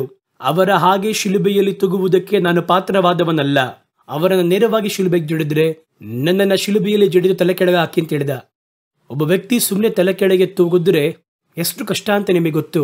ತಲೆ ಕೆಳಗೆ ನಿಂತು ನೋಡಿದ್ರೆ ದೇಹದಲ್ಲಿರುವ ರಕ್ತ ಪೂರ್ತಿ ತಲೆಯಲ್ಲಿ ಇಳಿದು ಕಣ್ಣೆಲ್ಲ ಕೆಂಪಗಾಗಿ ತಲೆಯೆಲ್ಲ ನೋವಾಗಿ ಊದಿಕೊಂಡು ಬಹಳ ಬೇದನೆ ಅನುಭವಿಸ್ತಾರೆ. ಅದರಲ್ಲಿ ಶಿಲುಬೆಯಲ್ಲಿ ಕೂಡ ಜಡಿಯಲ್ಪಟ್ಟು ಅವರನ್ನ ತಲೆ ಕೆಳಗೆ ಹಾಕಿದ್ರೆ, ಅವರನ್ನು ನಿಲ್ಲಿಸಿದ್ರೆ ಇದೆಲ್ಲ ಬಂದು ಯಾತರಿಂದ ಬರುತ್ತದೆ? ಉಪದ್ರವ ಬಂದಾಗ, ಶೋಧನೆ ಬಂದಾಗ, ಸೋತು ಹೋದಾಗ. ಒಬ್ಬ ಮನುಷ್ಯನಲ್ಲಿ ಬೇರಿಲ್ಲದೆ ಇದ್ದರೆ, ವೈರಾಗ್ಯವಿಲ್ಲದಿದ್ದರೆ ಅವನು ಎಷ್ಟು ವಾಕ್ಯವನ್ನು ಕೇಳಿದ್ರು, ಎಷ್ಟೇ ಧ್ಯಾನ ಮಾಡಿದ್ರು ಕೂಡ ಅವುಗಳಲ್ಲಿ ಬಿದ್ದು ಹೋಗುತ್ತಾನೆ. ಹಾಗಾದರೆ ದೇವರೇನು ಹೇಳ್ತಾರೆ? ವೈರಾಗ್ಯವಿಲ್ಲದೆ ಕೇಳುವವರು, ಒಂದು ನಂಬಿಕೆ ಇಲ್ಲದೆ ಕೇಳುವವರು. ಕರ್ತನ ವಾಕ್ಯ, ಅದರ ಒಂದು ಆಶ್ಚರ್ಯ ಎಷ್ಟೊಂದು ಇಷ್ಟ ಆಗುತ್ತೆ, ಅದರಲ್ಲಿ ಇಷ್ಟೊಂದು ಅರ್ಥ ಇದೆಯಾ, ಇಷ್ಟ ಆಗುತ್ತೆ. ಆದರೆ ಆ ವಾಕ್ಯಕ್ಕೆ ಸಾಕ್ಷಿಯಾಗಿ ನಿಲ್ಲುವುದಕ್ಕೆ ಇವರಲ್ಲಿ ಸಾಕಾದಷ್ಟು ಬಲವಿಲ್ಲ, ವೈರಾಗ್ಯವಿಲ್ಲ. ಅಂಥವರೇ ತಿರಸ್ಕರಿಸಿ ಹಿಂಜಾರುತ್ತಾರೆ. ಮೂರನೇ ಕಾರ್ಯ ಯಾವಾಗ ಕಳ್ಕೊಳ್ತಾರೆ ನೋಡಿ? ಲೋಕದ ಚಿಂತನೆಗಳಿಂದ, ಐಶ್ವರ್ಯದ ಮೋಸದಿಂದ. ಮತ್ತಾಯನ ಸುವಾರ್ತೆ 13ನೇ ಅಧ್ಯಾಯ 22ನೇ ವಾಕ್ಯದಲ್ಲಿ ಯೇಸುವೆ ತಾನು ಹೇಳಿದಂತಹ ಸಾಮ್ಯಗಳಿಗೆ ಅರ್ಥವನ್ನು ಹೇಳಲು ಮುಂದಾಗ್ತಾರೆ. ಏನು ಹೇಳ್ತಾರೆ ನೋಡಿ? ಒಬ್ಬನು ವಾಕ್ಯವನ್ನು ಕೇಳಿದಾಗಿಯೂ ಪ್ರಪಂಚದ ಚಿಂತೆಯು ಐಶ್ವರ್ಯದಿಂದುಂಟಾಗುವ ಮೋಸವು ಆ ವಾಕ್ಯವನ್ನು ಅಡಗಿಸಿ ಬಿಡುವುದರಿಂದ ಫಲವನ್ನು ಕೊಡದೇ ಇರುತ್ತಾನೆ. ಇವನೇ ಮುಳ್ಳು ಗಿಡಗಳಲ್ಲಿ ಬೀಜ ಬಿದ್ದ ನೆಲವಾಗಿರುವನು. ಅವನು ವಾಕ್ಯವನ್ನ ಯಾವಾಗ ಕಳೆಕೊಳ್ಳುತ್ತಾನೆ ಅಂತ ನೋಡುವುದಾದರೆ ಪ್ರಪಂಚದ ಚಿಂತೆ. ಕೆಲವರನ್ನ ನೋಡೋದಾದರೆ ಏನು ನೋಡ್ರೂ ಚಿಂತೆ ಮಾಡ್ತಾನೆ ಇರ್ತಾರೆ. ಯೇಸು ಹೇಳಿದ್ರು, ನಾಳೆಯ ಕುರಿತಾಗಿ ಚಿಂತೆ ಮಾಡಬೇಡಿ, ನಾಳೆಯ ಕುರಿತಾಗಿ ಆ ದಿನ ಚಿಂತೆ ಮಾಡ್ರಿ.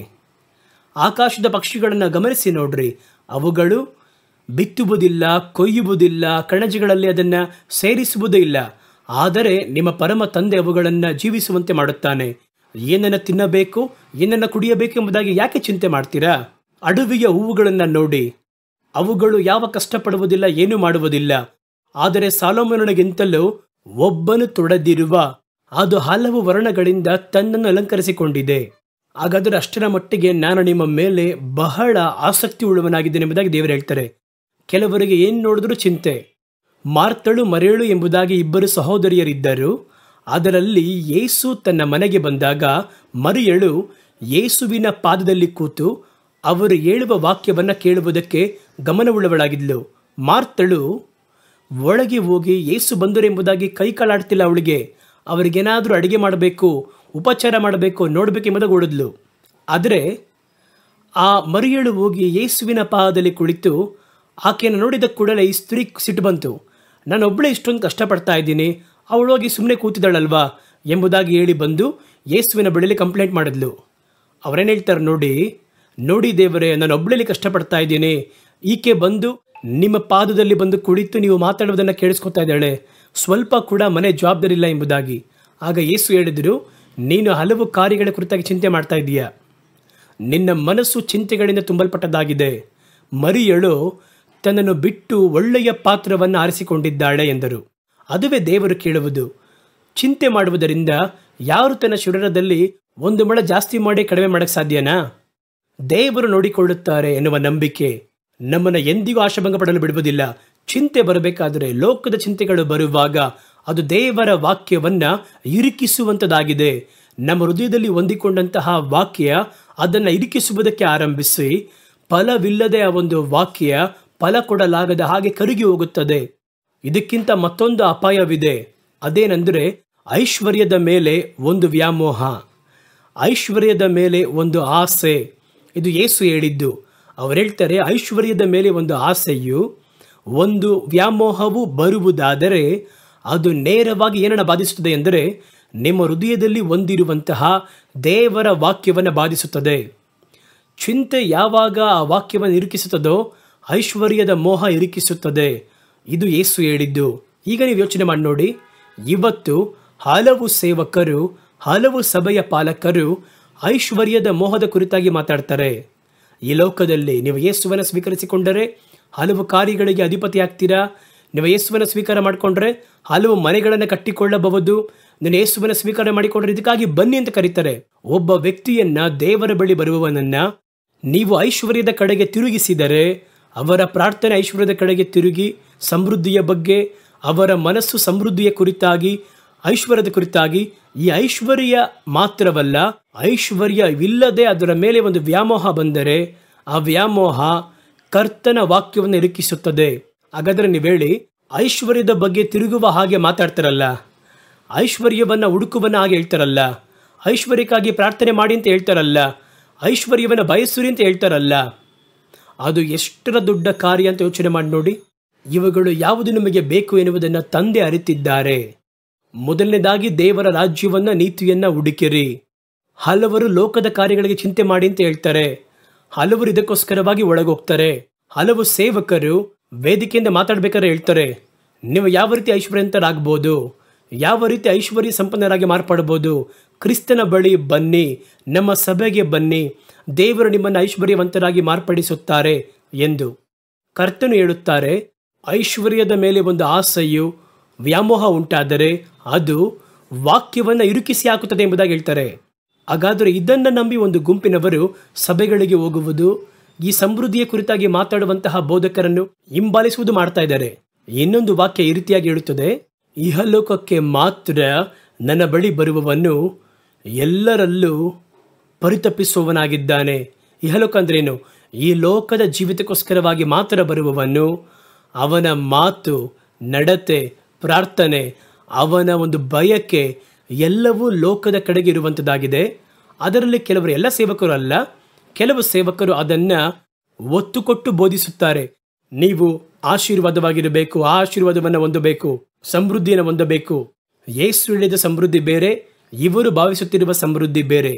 ಆ ಐಶ್ವರ್ಯದ ಮೇಲೆ ವ್ಯಾಮೋಹವು ಉಂಟಾಗುವುದಾದರೆ, ಶ್ರೀಮಂತರಾಗಬೇಕು ಎನ್ನುವ ಬಯಕೆ ಬಂದರೆ, ಹಣದ ಆಸೆ ಎಲ್ಲ ಕೆಟ್ಟದಕ್ಕೂ ಬೇರಾಗಿದೆ ಎಂಬುದಾಗಿ ಸತ್ಯವೇದ ಹೇಳುತ್ತದೆ. ಅದು ಮಾಡುವಂತಹ ಕಾರ್ಯ ಕರ್ತನ ವಾಕ್ಯವನ್ನ ನೀವು ಕಳಕೊಳ್ಳುವಂತೆ ಮಾಡುತ್ತದೆ. ಅದುವೇ ಸತ್ಯವೇದ ಹೇಳುತ್ತದೆ. ಲೋಕದ ಚಿಂತೆಯಿಂದಲೂ ಐಶ್ವರ್ಯದ ವ್ಯಾಮೋಹದಿಂದಲೂ ಮತ್ತಾಯನ ಸುವಾರ್ತೆ 13ನೇ ಅಧ್ಯಾಯ, ಮುಳ್ಳು ಗಿಡಗಳ ಮಧ್ಯೆ ಬಿತ್ತಲ್ಪಟ್ಟವನು ವಾಕ್ಯವನ್ನ ಕೇಳುವವನಾಗಿದ್ದರೂ ಲೋಕದ ಚಿಂತೆಯು, ಐಶ್ವರ್ಯದ ಮೋಸವು ವಾಕ್ಯವನ್ನ ಇರುಕಿಸುವಂತೆ ಮಾಡುವುದರಿಂದ, ಲೋಕದ ಚಿಂತೆ ಆಗಿರ್ಬೋದು, ಐಶ್ವರ್ಯದ ಮೋಸ ಆಗಿರ್ಬೋದು, ದೇವರ ವಾಕ್ಯವನ್ನು ಅಡಗಿಸುವುದೇ ಗುಣಾತಿಶಯ. ಅದನ್ನು ಅಡಗಿಸುವುದರಿಂದ ಅವನು ಫಲವಿಲ್ಲದೆ ಹೋಗುತ್ತಾನೆ, ಆ ವಾಕ್ಯವನ್ನು ಕಳಕೊಳ್ಳುತ್ತಾನೆ. ದೇವರ ಸತ್ಯವೇದ ಹೇಳುತ್ತದೆ, ವಾಕ್ಯವನ್ನು ಕಾದುಕೊಳ್ಳಿರಿ, ನಾನು ನಿಮಗೆ ಕೊಟ್ಟಂತಹ ವಾಕ್ಯವನ್ನು ಕಾದುಕೊಳ್ಳಿರಿ. ಮುಂದಿನ ಕಾರ್ಯವನ್ನು ನೋಡಿ, ನಂಬಿಕೆಯನ್ನು ಕಾಪಾಡಿಕೊಳ್ಳಬೇಕು. ದೇವರ ಮೇಲಿಟ್ಟಿರುವಂತಹ ನಂಬಿಕೆಯನ್ನು ಕಾದುಕೊಳ್ಳುವ ಹಾಗೆ ನಾವು ಕರೆಯಲ್ಪಟ್ಟಿದ್ದೇವೆ. 2 ತಿಮೋಥೆಯ ಪುಸ್ತಕ 4ನೇ ಅಧ್ಯಾಯ 7ನೇ ವಾಕ್ಯ ಹೇಳುತ್ತದೆ, ಶ್ರೇಷ್ಠ ಹೋರಾಟವನ್ನು ಮಾಡಿದ್ದೇನೆ, ನನ್ನ ಓಟವನ್ನು ಕಡೆಗಾಣಿಸಿದ್ದೇನೆ, ಕ್ರಿಸ್ತ ನಂಬಿಕೆಯನ್ನು ಕಾಪಾಡಿಕೊಂಡಿದ್ದೇನೆ. ನೀತಿವಂತರಿಗೆ ದೊರಕುವ ಜಯಮಾಲೆಯು ಮುಂದೆ ನನಗೆ ಸಿದ್ಧವಾಗಿದೆ. ಅದನ್ನು ನೀತಿವುಳ್ಳ ನ್ಯಾಯಾಧಿಪತಿಯಾಗಿರುವ ಕರ್ತನು ಆ ದಿನದಲ್ಲಿ ನನಗೆ ಕೊಡುವನು. ನನಗೆ ಮಾತ್ರವಲ್ಲದೆ ತನ್ನ ಪ್ರತ್ಯಕ್ಷತೆಯನ್ನು ಪ್ರೀತಿಸುವವರೆಲ್ಲರಿಗೂ ಕೊಡುವನು ಎಂಬುದಾಗಿ ಬರೆಯಲ್ಪಟ್ಟಿದೆ. ಕರ್ತನು ಬರುವಾಗ ಅವರು ನಮಗೆ ತರುವಂತಹ ಮಹಾ ದೊಡ್ಡ ಭಾಗ್ಯ ನಿತ್ಯ ಜೀವವನ್ನು ಹೊಂದುವ ಹಾಗೆ ದೇವರು ಒಂದು ಜೀವ ಕಿರೀಟವನ್ನು ನಿಮಗೆ ಕೊಟ್ಟು ನಿತ್ಯ ಜೀವದಲ್ಲಿಯೂ ನಿಮ್ಮನ್ನು ಉನ್ನತ ಸ್ಥಾನದಲ್ಲಿ ದೇವರಿಡಲು ಅವರು ಮತ್ತೆ ಬರುತ್ತಾರೆ. ಆ ರೀತಿ ಬರುವಾಗ ನೀವು ನಿಮ್ಮ ನಂಬಿಕೆಯನ್ನು ದೃಢವಾಗಿಟ್ಟು ಕಾಪಾಡಿಕೊಂಡವರಾಗಿ ಕಾಣಲ್ಪಡಬೇಕು. ಒಳ್ಳೆಯ ಹೋರಾಟವನ್ನು ಹೋರಾಡಿದೆ, ನನ್ನ ಓಟವನ್ನು ಕಡೆಗಾಣಿಸಿದೆ. ಯಾತಕ್ಕೋಸ್ಕರವಾಗಿ ಹೋರಾಡಿದೆ? ನನ್ನ ನಂಬಿಕೆಯನ್ನು ಕಾಪಾಡಿಕೊಳ್ಳುವುದಕ್ಕೆ ಹೋರಾಡಿದೆ. ನಂಬಿಕೆಯನ್ನು ಕಾಪಾಡಿಕೊಂಡೆ. ಸೈತಾನನ ಒಂದು ಗುರಿಯೇ ನೀವು ದೇವರ ಮೇಲಿಟ್ಟಿರುವಂತಹ ನಂಬಿಕೆಯೇ. ಕೆಲವರು ಹೇಳ್ತಾರೆ, ಸೈತಾನನನ್ನು ಹೊಡೆಯಕ್ಕೆ ಬಂದ ಅಂತ. ನಿಮಗೆ ವಿರುದ್ಧವಾಗಿ ಅಲ್ಲ, ನೀವೆಲ್ಲ ದೊಡ್ಡ ವ್ಯಕ್ತಿ ಅಲ್ಲ, ನಿಮ್ಮಲ್ಲಿರುವಂಥ ನಂಬಿಕೆ ನೋಡಿ. ಆ ನಂಬಿಕೆಯನ್ನು ಹಾಳು ಮಾಡುವುದಕ್ಕೆ, ನಿಮ್ಮ ನಂಬಿಕೆ ಯೇಸುವಿನ ಮೇಲೆ ಇದೆಯಾ, ಅದನ್ನು ಒಡೆಯುವುದೇ ಸೈತಾನನ ಉದ್ದೇಶ. ಕಳ್ಳನ್ನು ದೊರೆಡೆ ಮಾಡುವುದಕ್ಕೂ, ಹಾಳು ಮಾಡುವುದಕ್ಕೂ, ನಾಶ ಮಾಡುವುದಕ್ಕೂ ಬರುತ್ತಾನೆ. ನಿಮ್ಮ ಬಳಿ ಒಂದು ಪ್ರಶ್ನೆ ಕೇಳ್ತೀನಿ, ಕಳ್ಳನು ಕಳ್ತನ ಮಾಡೋದಕ್ಕೂ ಕೊಲೆ ಮಾಡೋಕ್ಕೆ ಬರ್ತಾನೆ, ಸೈತಾನ ಅದಕ್ಕೆ ಬರ್ತಾನೆ. ಸೈತಾನನ ಕುರಿತಾಗಿ ಹೆಂಗೆ ಬರೆಯಲ್ಪಟ್ಟಿದೆ, ನಿಮ್ಮ ಬಳಿ ಏನನ್ನು ಕದಿಯಲು ಬರ್ತಾನೆ? ಯೋಚನೆ ಮಾಡಿ, ಏನನ್ನು ಕದಿಯಲು ಬರ್ತಾನೆ ನಿಮ್ಮ ಬಳಿ? ನಿಮ್ಮ ಹಣ ಅವನಿಗೆ ಬೇಕಾಗಿಲ್ಲ. ಯಾಕೆಂದರೆ ಅವನು ಯೇಸುವಿನ ಮುಂದೆ ನಿಂತು ಹೇಳಿದ, ಈ ಲೋಕ ಪೂರ್ತಿ ನನ್ನ ಕೈಗಳಲ್ಲಿ ಕೊಡಲ್ಪಟ್ಟದಾಗಿದೆ, ನನಗೆ ಇಷ್ಟವಾದವನಿಗೆ ಅದನ್ನು ಕೊಡುತ್ತೇನೆ ಎಂಬುದಾಗಿ ಹೇಳಿದ. ಹಾಗಾದರೆ ಮತ್ತೇನು? ನಿಮ್ಮ ಕಾರನ್ನು, ನಿಮ್ಮ ಕುಟುಂಬವನ್ನು ಅಥವಾ ನಿಮ್ಮನ್ನು ತಗೊಂಡೋಗಿ ಏನು ಮಾಡೋಕ್ಕೆ ಸಾಧ್ಯ? ಏನೂ ಇಲ್ಲ. ನೀವು ದೇವರ ಮೇಲೆ ಇಟ್ಟಿರುವಂತಹ ನಂಬಿಕೆ ಇದೆ ನೋಡಿ, ಅದನ್ನು ಕದಿಯಲು ಬರ್ತಾನೆ. ನೀವು ದೇವರ ಬಳಿ ಹೊಂದಿಕೊಂಡಂತಹ ವಾಕ್ಯ ಇದೆ ನೋಡಿ, ಅದನ್ನು ಕದಿಯಲು ಬರ್ತಾನೆ. ಅವನನ್ನೇ ನೋಡಿ ಆತ್ಮಿಕ ಕಾರ್ಯವನ್ನೇ ಕದಿಯಲು ಬರ್ತಾನೆ ಅವನು. ನಾವು ಆತ್ಮಿಕವಾಗಿರುವ ಕಾರ್ಯದ ಕುರಿತು ಅಲಕ್ಷ್ಯವಾಗಿದ್ದು ಲೋಕದ ಕಾರ್ಯದ ಕುರಿತಾಗಿ ಗಮನವುಳ್ಳವರಾಗಿದ್ದೀವಿ. ಇದನ್ನು ಮಾಡಬೇಕಾ, ಅದನ್ನು ಸೇರಿಸಬೇಕಾ, ಅದನ್ನು ಪಡಿಬೇಕಾ? ಇದು ಯಾರಿಗೂ ಪ್ರಯೋಜನವಿಲ್ಲದ್ದು. ಅದು ಪರಲೋಕಕ್ಕೂ ಬರಲ್ಲ.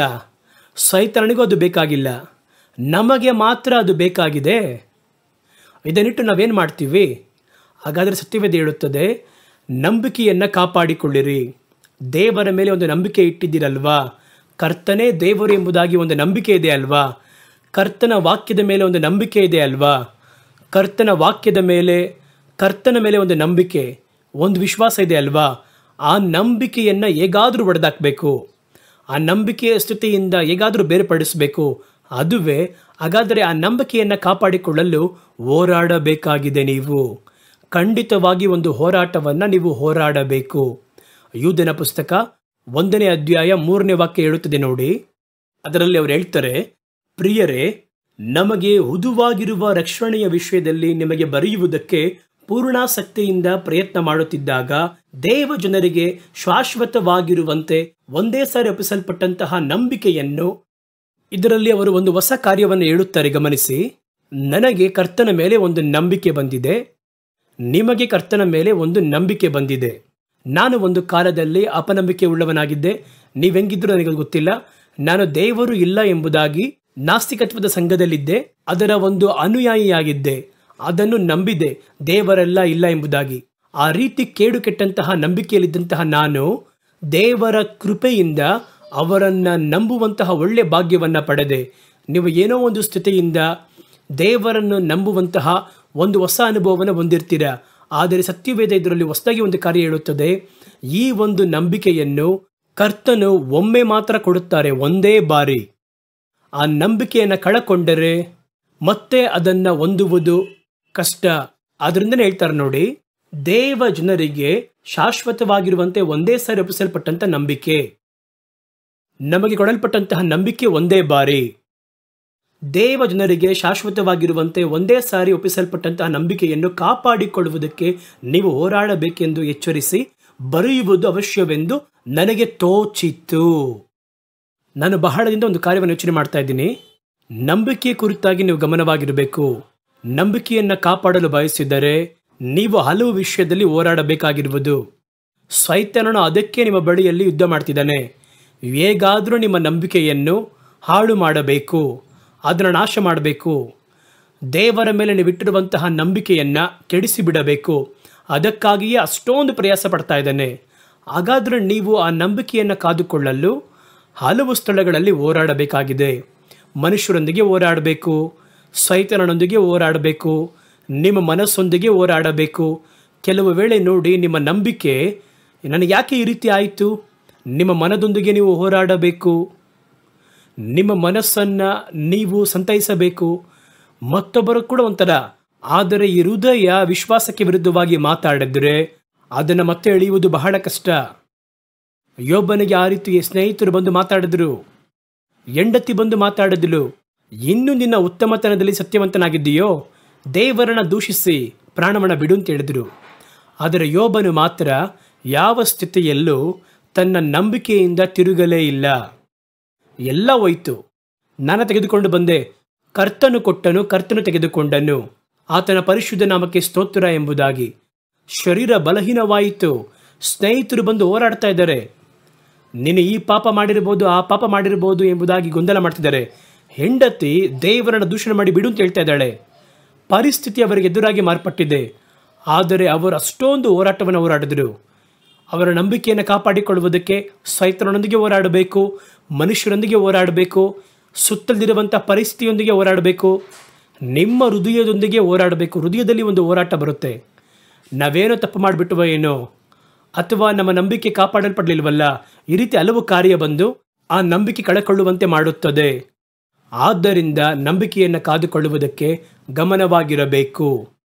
ಒಳ್ಳೆಯ ಹೋರಾಟವನ್ನು ಹೋರಾಡಿದೆ, ಕೊನೆಯದಾಗಿ ಏನನ್ನು ಕಾಪಾಡಿಕೊಳ್ಳಲು ಗೊತ್ತಾ? ನಂಬಿಕೆಯನ್ನು ಕಾಪಾಡಿಕೊಂಡೆನು. ಇದಕ್ಕೆ ನನ್ನ ಹೋರಾಟ, ಇದಕ್ಕೆ ನನ್ನ ಅಲೆದಾಟ, ಇದುವೇ ನಾನು ಕೊನೆಯದಾಗಿ ಕೈಗೊಂಡಿರುವಂತಹ ನನ್ನ ಕಾರ್ಯ. ಅದನ್ನೇ ಅವರಲ್ಲಿ ಹೇಳಿಕೊಡುವುದನ್ನು ನೋಡುತ್ತೇವೆ. ಅನಂತರ ನಂಬಿಕೆಯನ್ನು ಕಳಕೊಳ್ಳುವಂತೆ ಮಾಡುವುದು ಯಾರು? ಆ ರೀತಿ ನೋಡುವುದಾದರೆ ಈ ಸುಳ್ಳು ಸೇವಕರ ಮಾತುಗಳು ಅದನ್ನು ಕೇಳಲು ಆರಂಭಿಸಿದರೆ ನಮ್ಮ ನಂಬಿಕೆ ನಮ್ಮನ್ನು ಬಿಟ್ಟು ದಾರಿ ತಪ್ಪುತ್ತದೆ. ನಂಬಿಕೆಯಲ್ಲಿ ನಾವು ಇದ್ದೇವೆ, ಕಷ್ಟಗಳು ಬರುವಾಗ ನಂಬಿಕೆ ಹೋಗುತ್ತದೆ. ನಂಬಿಕೆಯನ್ನು ಕಾಪಾಡಿಕೊಳ್ಳುವುದಕ್ಕೆ ಹೋರಾಡಬೇಕಾಗಿದೆ. ಮನುಷ್ಯರೊಂದಿಗೆ ನೋಡಿ, ಸುಳ್ಳು ಸೇವಕರ ಮಾತುಗಳಲ್ಲಿ, ಸುಳ್ಳು ಸೇವಕರ ಮೂಲಕವಾಗಿ ನಮ್ಮ ನಂಬಿಕೆಯನ್ನು ಕಳಕೊಳ್ಳುವಂತೆ ಮಾಡುವುದಕ್ಕೆ ಅವಕಾಶಗಳು ಉಂಟು. ಹುದುವಾಗಿರುವ ರಕ್ಷಣೆಯ ವಿಷಯದಲ್ಲಿ ನಿಮಗೆ ಬರೆಯುವುದಕ್ಕೆ ಪೂರ್ಣಾಸಕ್ತಿಯಿಂದ ಪ್ರಯತ್ನ ಮಾಡುತ್ತಿದ್ದಾಗ ಅವರು ಹೇಳ್ತಾ ಇದ್ದಾರೆ, ಯಾರು? ಯೂದನ ಪುಸ್ತಕದಲ್ಲಿ ಓದ್ತಾ ಇದ್ದೀನಿ. ಪೂರ್ಣಾಸಕ್ತಿಯಿಂದ ಪ್ರಯತ್ನ ಮಾಡುತ್ತಿದ್ದಾಗ ದೇವ ಜನರಿಗೆ ಶಾಶ್ವತವಾಗಿರುವಂತೆ ಒಂದೇ ಸಾರಿ ಒಪ್ಪಿಸಲ್ಪಟ್ಟ ನಂಬಿಕೆಯನ್ನು ಕಾಪಾಡಿಕೊಳ್ಳುವುದಕ್ಕೆ ನೀವು ಹೋರಾಡಬೇಕೆಂದು ಎಚ್ಚರಿಸಿ ಬರೆಯುವುದು ಅವಶ್ಯವೆಂದು ತೋಚಿತು. ಯಾಕೆ ನಿಮಗೆ ಹೇಳಬೇಕು ಅಂದರೆ, ಭಕ್ತಿಹೀನರು ನಮ್ಮ ದೇವರ ಕೃಪೆಯನ್ನು ನೆವ ಮಾಡಿಕೊಂಡು ನಾಚಿಕೆಗೆಟ್ಟ ಕೃತ್ಯಗಳನ್ನು ನಡೆಸುವವರು, ನಮ್ಮ ಒಬ್ಬನೇ ಒಡೆಯನು ಕರ್ತನೂ ಆಗಿರುವ ಯೇಸುಕ್ರಿಸ್ತನನ್ನು ಅರಿಯದವರು ಆಗಿರುವ ಕೆಲವು ಜನರು ಸಭೆಯಲ್ಲಿ ಕಳ್ಳತನದಿಂದ ಒಕ್ಕಿದ್ದಾರೆ. ಅವರಿಗೆ ಈ ದಂಡನೆಯಾಗಬೇಕೆಂದು ಪೂರ್ವದಲ್ಲೇ ಅವರ ವಿಷಯವಾಗಿ ಬರೆದದೆ. ಹಾಗಾದ್ರೆ ಅವ್ರು ಏನು ಹೇಳ್ತಾರಂದ್ರೆ, ನಿಮಗೆ ನಾನು ಇದನ್ನು ಬರೆದು ನಿಮ್ಮನ್ನು ಎಚ್ಚರಿಸಪಡಿಸಬೇಕೆಂಬುದಾಗಿ ಬಯಸಿದೆ. ಯಾಕೆ ಆ ರೀತಿ ಎಂದರೆ, ಒಂದು ಕೂಟ ಜನಗಳು ಒಳಗೆ ಒಕ್ಕಿದ್ದಾರೆ. ಅವರು ಯಾರೆಂದರೆ, ಕರ್ತನ ಕೃಪೆಯನ್ನು ನಾಚಿಗೆಟ್ಟ ಕೃತ್ಯಗಳನ್ನಾಗಿ ಮಾಡಿಸಿ ಕರ್ತನ ಕಾರ್ಯವನ್ನು ಇವತ್ತು ನೀವು ನೋಡುವುದಾದರೆ ಹಲವು ಕಡೆಗಳಲ್ಲಿ ಇಂಥ ಕಾರ್ಯಗಳನ್ನು ನೋಡಕ್ಕೆ ಸಾಧ್ಯವಾಗುತ್ತದೆ. ದೇವರ ಕೃಪೆಯನ್ನು, ದೇವರ ದಯೆಯನ್ನು ಪಾಪದ ಕೃತ್ಯಗಳನ್ನು ಬೆಸಗುವುದಕ್ಕಾಗಿ ಉಪಯೋಗಿಸುವವರು, ಕೃಪೆಯನ್ನು ಉಪಯೋಗಿಸಿ ಕೃಪೆ ಅಂತ ಹೇಳಿ ಲೋಕದಲ್ಲಿರುವ ಪಾಪಗಳನ್ನು ಅನುಭವಿಸಲು ಹೇಳುವಂಥ ಸೇವಕರು. ಇದು ಇವತ್ತು ನೆನ್ನೆ ಅಲ್ಲ, ಆವಾಗಲೇ ಇದ್ದಿದ್ದಾರೆ. ಪ್ರಥಮ ಶತಮಾನದಲ್ಲಿ ಕರ್ತನ ಕೃಪೆಯನ್ನು ನಾಚಿಕೆಗುಟ್ಟ ಕೃತ್ಯಗಳಿಗೆ ಅವರು ಮಾರ್ಪಡಿಸಿ, ನೋಡಿ ಇಚ್ಛೆಗಳಿಗೆ ತಕ್ಕ ಹಾಗೆ ಮಾರ್ಪಡಿಸಿ ಅಂಥ ಒಂದು ಕೂಟವಿದ್ದಾರೆ. ಅವರು ನಿಮ್ಮ ನಂಬಿಕೆಯನ್ನು ಹಾಳು ಮಾಡುತ್ತಾರೆ. ನೀವೊಬ್ಬ ಸೇವಕನನ್ನು ನೋಡಿದ್ರೆ ಕಂಡುಹಿಡಿಬಹುದು. ಅವನು ಮಾತಾಡುವ ಮಾತು, ಅವನ ನಡತೆ, ಅವನ ಒಂದು ಕ್ರಿಯೆ ಸ್ಪಷ್ಟವಾಗಿ ಅವನನ್ನು ತೋರಿಸಿಕೊಡುತ್ತದೆ. ಅವರು ದೇವರ ವಾಕ್ಯವನ್ನು, ದೇವರ ಮಾತುಗಳನ್ನು, ದೇವರ ಕೃಪೆಯನ್ನು ನಾಚಿಕೆಗೆಟ್ಟ ಕೃತ್ಯಗಳಿಗೆ ಅವರು ತಿರುಗಿಸಿ ಜನಗಳನ್ನು ಲೋಕದ ಮೋಹದಲ್ಲಿ ಇರುವ ಹಾಗೆ ಅವರು ಮಾಡಿ ಜನಗಳನ್ನು ಇವತ್ತು ನೀವು ನೋಡುವುದಾದರೆ ಒಂದು ಎಂಟರ್ಟೈನ್ಮೆಂಟ್ ಕ್ರಿಶ್ಚಿಯಾನಿಟಿ ಒಳಗೆ ಬಂದಿದ್ದಾರೆ. ಜನಗಳು ಅದನ್ನೇ ಅವರು ಬಯಸುವವರಾಗಿದ್ದಾರೆ. ಹೋದರೆ ಫ್ರೆಶ್ ಆಗಿರಬೇಕು, ಅಲ್ಲಿ ಚೆನ್ನಾಗಿ ಹಾಡಿ ಕುಣಿದಾಡಿ ಆ ರೀತಿ ಬರಬೇಕು. ಅವರು ದೇವರ ಕೃಪೆಯನ್ನು ನಾಚಿಕೆಗೆಟ್ಟ ಕೃತ್ಯಗಳಿಗೆ ಮಾರ್ಪಡಿಸಿ ಸುಳ್ಳಾದ ಮಾತುಗಳನ್ನು ಬೋಧಿಸಿ, ಒಬ್ಬರು ಹೇಳ್ತಾರೆ, ನೀವು ದೇವರಲ್ಲಿ ಬರುವುದಾದರೆ ಯೇಸುವನ್ನು ದೇವರೆಂದು ಸ್ವೀಕರಿಸಿಕೊಂಡಿದ್ದೀರಾ, ಇನ್ನು ಮುಂದೆ ನಿಮಗೆ ಯಾವ ಪಾಪ ಬೇಕಾದರೂ ಮಾಡಿದರೂ ಆ ಪಾಪ ನಿಮ್ಮನ್ನು ಯಾವತ್ತೂ ದೋಷಪಡಿಸುವುದಿಲ್ಲ, ಏಕೆಂದರೆ ದೇವರ ಕೃಪೆ ನಿಮ್ಮನ್ನು ಕಾದುಕೊಳ್ಳುವಂಥದ್ದಾಗಿದೆ ಎಂದು ಒಬ್ಬರು ಮಾತಾಡ್ತಾರೆ. ನಾನೇ ಕೇಳಿದ್ದೇನೆ. ಅವರು ಮಾತಾಡ್ತಾರೆ, ನೀವು ಒಮ್ಮೆ ಯೇಸುವನ್ನು ಸ್ವೀಕಾರ ಮಾಡ್ಕೊಂಡಿದ್ದೀರಲ್ವಾ, ಅನಂತರ ನೀವು ಪರಲೋಕ ವಾಸಿನೇ. ನೀವೇನೇ ತಪ್ಪು ಮಾಡಿದ್ರು ಕೂಡ ಈ ಲೋಕದಲ್ಲಿ ನೀವೇನು ಅನುಭವಿಸಿದ್ರು ಅದು ನಿಮ್ಮನ್ನು ಯಾವತ್ತೂ ದೋಷ ಮಾಡುವುದಿಲ್ಲ. ದೇವರ ಕೃಪೆ ನಿಮ್ಮನ್ನು ಕಾಪಾಡುತ್ತದೆ. ಇದಕ್ಕೆ ಹೆಸರು ಕೃಪೆ ಅಲ್ಲ. ಹಾಗಾದರೆ ಈ ಕೃಪೆಯನ್ನು ತಮಗೆ ಸಾರ್ಥಕವಾಗಿ ಮಾರ್ಪಡಿಸಿಕೊಳ್ಳುವ ಸುಳ್ಳು ಸೇವಕರು, ಇವರ ಮಾತನ್ನು ನೀವು ಕೇಳಿದರು, ಅದನ್ನು ಹಿಂಬಾಲಿಸಿದರು, ಆ ಒಂದು ವಾಕ್ಯಗಳು ಅದು ಒಂದು ರೀತಿ ಹರಡುವಂಥದ್ದಾಗಿರುತ್ತದೆ. ಹೆಂಗೆ ಅಂದರೆ ಕ್ಯಾನ್ಸರ್ ರೀತಿಯಲ್ಲಿ ಅದು ಹರಡುವಂಥದ್ದಾಗಿ ಇರುತ್ತದೆ. ಕ್ಯಾನ್ಸರ್ ಅಂತ ಹೇಳ್ತೀವಿ ನೋಡಿ, ಅದು ಯಾವ ರೀತಿ ಅದು ಹರಡುವಂಥದ್ದಾಗಿದೆಯೋ ಇವರ ಮಾತುಗಳು ವಾಕ್ಯದಲ್ಲಿ ಹೇಳುತ್ತದೆ, ಬೇರೂರಿ ನಾಶ ಮಾಡುತ್ತಂತೆ. ಒಳಗೆ ಕ್ಯಾನ್ಸರ್ ಥರ ಹಾಗೆ ಬೇರೂರಿ ಹರಡುತ್ತೆ. ಕೊನೆಯದಾಗಿ ನಮ್ಮ ನಂಬಿಕೆಯನ್ನು ಕಳ್ಕೊಳ್ಳುವಂತೆ ಮಾಡಿ ನಮ್ಮ ಜೀವನಕ್ಕೆ ಬೆಂಕಿ ಹಚ್ಚುತ್ತದೆ. ಹಾಗಾದರೆ ಏನು ಮಾಡಬೇಕು? ಬಹಳ ಗಮನವಾಗಿರಬೇಕು. ಸುಳ್ಳು ಸೇವಕರೊಂದಿಗೆ ಹೋರಾಟ, ಸುಳ್ಳು ಉಪದೇಶಗಳೊಂದಿಗೆ ಒಂದು ಹೋರಾಟ, ಮನುಷ್ಯರೊಂದಿಗೆ ಒಂದು ಹೋರಾಟ, ನಮ್ಮ ಮನಸ್ಸೊಂದಿಗೆ ಒಂದು ಹೋರಾಟ, ಸೈತಾನನೊಂದಿಗೆ ಒಂದು ಹೋರಾಟ. ಯಾತಕ್ಕೆ? ನಾವು ದೇವರ ಮೇಲೆ ಇಟ್ಟಿರುವಂತಹ ನಂಬಿಕೆಯನ್ನು ಕಳಕೊಳ್ಳದೆ ಹಾಗೆ ಅದನ್ನು ಕಾಪಾಡಿಕೊಳ್ಳುವುದಕ್ಕೆ ಹೋರಾಡಬೇಕಾಗಿದೆ. 1 ತಿಮೋತಿಯ ಪುಸ್ತಕ 6ನೇ ಅಧ್ಯಾಯ 12ನೇ ವಾಕ್ಯ ಹೇಳುತ್ತದೆ, ನಂಬಿಕೆಯ ಒಂದು ಶ್ರೇಷ್ಠವಾದ ಹೋರಾಟವನ್ನು ಹೋರಾಡು. ಈ ಹೋರಾಟದ ಹೆಸರೇನೆಂದರೆ ಒಳ್ಳೆಯ ಹೋರಾಟ. ನಂಬಿಕೆಯ ಒಂದು ಶ್ರೇಷ್ಠ ಹೋರಾಟವನ್ನು ಹೋರಾಡು. ನಿತ್ಯ ಜೀವವನ್ನು ಹೊಂದಿಕೋ. ಅದಕ್ಕೋಸ್ಕರವಾಗಿ ಕರೆಯಲ್ಪಟ್ಟಿದ್ದೀಯಾ? ಅನೇಕ ಸಾಕ್ಷಿಗಳ ಮುಂಭಾಗದಲ್ಲಿ ಒಳ್ಳೆಯ ಪ್ರತಿಜ್ಞೆ ಮಾಡಿದ್ದೀಯಲ್ಲವೇ? ನಾವು ಯಾತಕ್ಕೆ ಕರೆಯಲ್ಪಟ್ಟಿವಿ? ನಂಬಿಕೆಯನ್ನು ಕಾಪಾಡಿಕೊಳ್ಳುವುದಕ್ಕಾಗಿ. ನಂಬಿಕೆಗೆ ಒಳ್ಳೆಯ ಹೋರಾಟವನ್ನು ಹೋರಾಡಿ ದೇವರು ನಮಗೆ ಕೊಟ್ಟಿರುವಂತಹ ನಿತ್ಯ ಜೀವವನ್ನು ಹೊಂದಿಕೊಳ್ಳುವುದಕ್ಕಾಗಿ. ಇದಕ್ಕಾಗಿಯೇ ನೀವು ಕರೆಯಲ್ಪಟ್ಟಿದ್ದೀರಾ ಎಂಬುದಾಗಿ ಸತ್ಯವೇದ ಹೇಳುತ್ತದೆ. ನಂಬಿಕೆಯನ್ನು ಕಳಕೊಳ್ಳುವುದಕ್ಕೆ ಏನು ಕಾರಣ? ಅದನ್ನು ಸತ್ಯವೇದದಲ್ಲಿ ಹೇಳುತ್ತಾರೆ. 1 ತಿಮೋತಿಯ ಪುಸ್ತಕ 6ನೇ ಅಧ್ಯಾಯ 9ರಿಂದ 17ರವರೆಗೂ ಇರುವ ವಾಕ್ಯ ನೋಡಿ. ಮತ್ತೆ ಅದೇ ಬರ್ತಾ ಇದೆ. ಐಶ್ವರ್ಯವಂತರಾಗಬೇಕೆಂದು ಮನಸ್ಸು ಮಾಡುವವರು, ಐಶ್ವರ್ಯವಂತರಾಗಬೇಕು ಎಂದು ಮನಸ್ಸು ಮಾಡುವವರು ದುಷ್ಪ್ರೇರಣೆ ಎಂಬ ಉರ್ಲಿನಲ್ಲಿ ಸಿಕ್ಕಿಕೊಂಡು ಬುದ್ಧಿ ವಿರುದ್ಧವಾಗಿಯೂ ಹಾನಿಕರವಾಗಿಯೂ ಇರುವ ಅನೇಕ ಆಶಯಗಳಲ್ಲಿ ಬೀಳುತ್ತಾರೆ. ಹಣದಾಸೆಯು ಸಕಲ ವಿಧವಾದ ಕೆಟ್ಟತನಕ್ಕೆ ಮೂಲವಾಗಿದೆ. ಕೆಲವರು ಅದಕ್ಕಾಗಿ ಆತುರಪಟ್ಟು ಅದರಿಂದ ಕ್ರಿಸ್ತ ನಂಬಿಕೆಯನ್ನು ಬಿಟ್ಟು ಅಲೆದಾಡಿ ಅನೇಕ ವೇದನೆಗಳಿಂದ ತಮ್ಮನ್ನು ತಿವಿಸಿಕೊಳ್ಳುತ್ತಾರೆ. ನಂಬಿಕೆಯನ್ನು ಕಳಕೊಳ್ಳುವಂತೆ ಮಾಡಿದ್ದೇನಂತ ಕೇಳೋದಾದರೆ ಐಶ್ವರ್ಯವಂತರಾಗಬೇಕು ಎನ್ನುವಂತಹ ಒಂದು ಬಯಕೆ. ಎರಡನೇದಾಗಿ ಹಣದಾಸೆ. ಇದು ಎಲ್ಲ ಕೆಟ್ಟತನಕ್ಕೂ ಬೇರಾಗಿದೆ. ಅದನ್ನು ಕೆಲವರು ಇಷ್ಟಪಟ್ಟಿದ್ದರಿಂದ ನಂಬಿಕೆಯನ್ನು ಬಿಟ್ಟು ಅಲೆದಾಡಿ ಅನೇಕ ವೇದನೆಗಳಿಂದ ತಮ್ಮನ್ನು ತಿವಿಸಿಕೊಳ್ಳುತ್ತಾರೆ. ಎಲೈ ದೇವರ ಮನುಷ್ಯನೇ, ನೀನಾದರೂ ಇವುಗಳಿಗೆ ದೂರವಾಗಿರು. ನೀತಿ, ಭಕ್ತಿ, ನಂಬಿಕೆ, ಪ್ರೀತಿ, ಸ್ಥಿರಚಿತ್ತ, ಸಾತ್ವಿಕತ್ವ ಇವುಗಳನ್ನು ಸಂಪಾದಿಸುವುದಕ್ಕೆ ಪ್ರಯಾಸಪಡು. ಇದೆಲ್ಲ ದೇವರ ಗುಣಗಳು. ಇದನ್ನು ಹೊಂದಿಕೊಳ್ಳುವುದಕ್ಕೆ ನೀವು ಹೋರಾಡಬೇಕು. ಇದಕ್ಕೆ ವಿರುದ್ಧವಾಗಿ ಕ್ರಿಯೆ ಮಾಡುವ ಹಲವು ವಿಧವಾಗಿರುವ ಕ್ರಿಯೆಗಳು ನಾವು ಕಳಕೊಳ್ಳುವಂತೆ ಮಾಡುತ್ತದೆ. ನಾವು ಬಹಳ ಗಮನವಾಗಿರಬೇಕು. ನಿಮ್ಮನ್ನು ಕಾಪಾಡಿಕೊಳ್ಳುವುದರಲ್ಲಿ ಯಾವಾಗಲೂ ಗಮನವಾಗಿರಬೇಕು. ನಾವು ಇವುಗಳಿಂದ ಕಾಪಾಡಿಕೊಳ್ಳಬೇಕೆಂದರೆ ನಾವೇನು ಮಾಡಬೇಕು? ಕರ್ತನ ಸತ್ಯವೇದ ಹೇಳುತ್ತದೆ ಕೀರ್ತನೆಗಳಲ್ಲಿ 119ನೇ ಅಧ್ಯಾಯ 11ನೆಯ ವಾಕ್ಯದಲ್ಲಿ, ನಿನಗೆ ವಿರುದ್ಧವಾಗಿ ಪಾಪ ಮಾಡದಂತೆ ನಿನ್ನ ನುಡಿಗಳನ್ನು ನನ್ನ ಹೃದಯದಲ್ಲಿಟ್ಟುಕೊಂಡಿದ್ದೇನೆ. ಹಾಗಾದರೆ ಏನು ಮಾಡಬೇಕಂದ್ರೆ, ಮೊದಲ ಕಾರ್ಯ ದೇವರ ವಾಕ್ಯವನ್ನು ನೀವು ನಿಮ್ಮ ಹೃದಯದಲ್ಲಿ ಯಾವಾಗಲೂ ಇಟ್ಟುಕೊಳ್ಳಬೇಕು. ದಾವಿದನು ಹೇಳ್ತಾನೆ ನೋಡಿ, ದಾವಿದನು ಎಷ್ಟು ಸಮೃದ್ಧಿಯಾಗಿದ್ದಾನೆ. ದಾವಿದನು ತನ್ನ ನಂಬಿಕೆಯನ್ನು ಕೆಲವು ಸಂದರ್ಭದಲ್ಲಿ ತಡವರಿಸಿದಾಗಲೂ ಆ ನಂಬಿಕೆಯನ್ನು ಕಾಪಾಡಿಕೊಂಡ.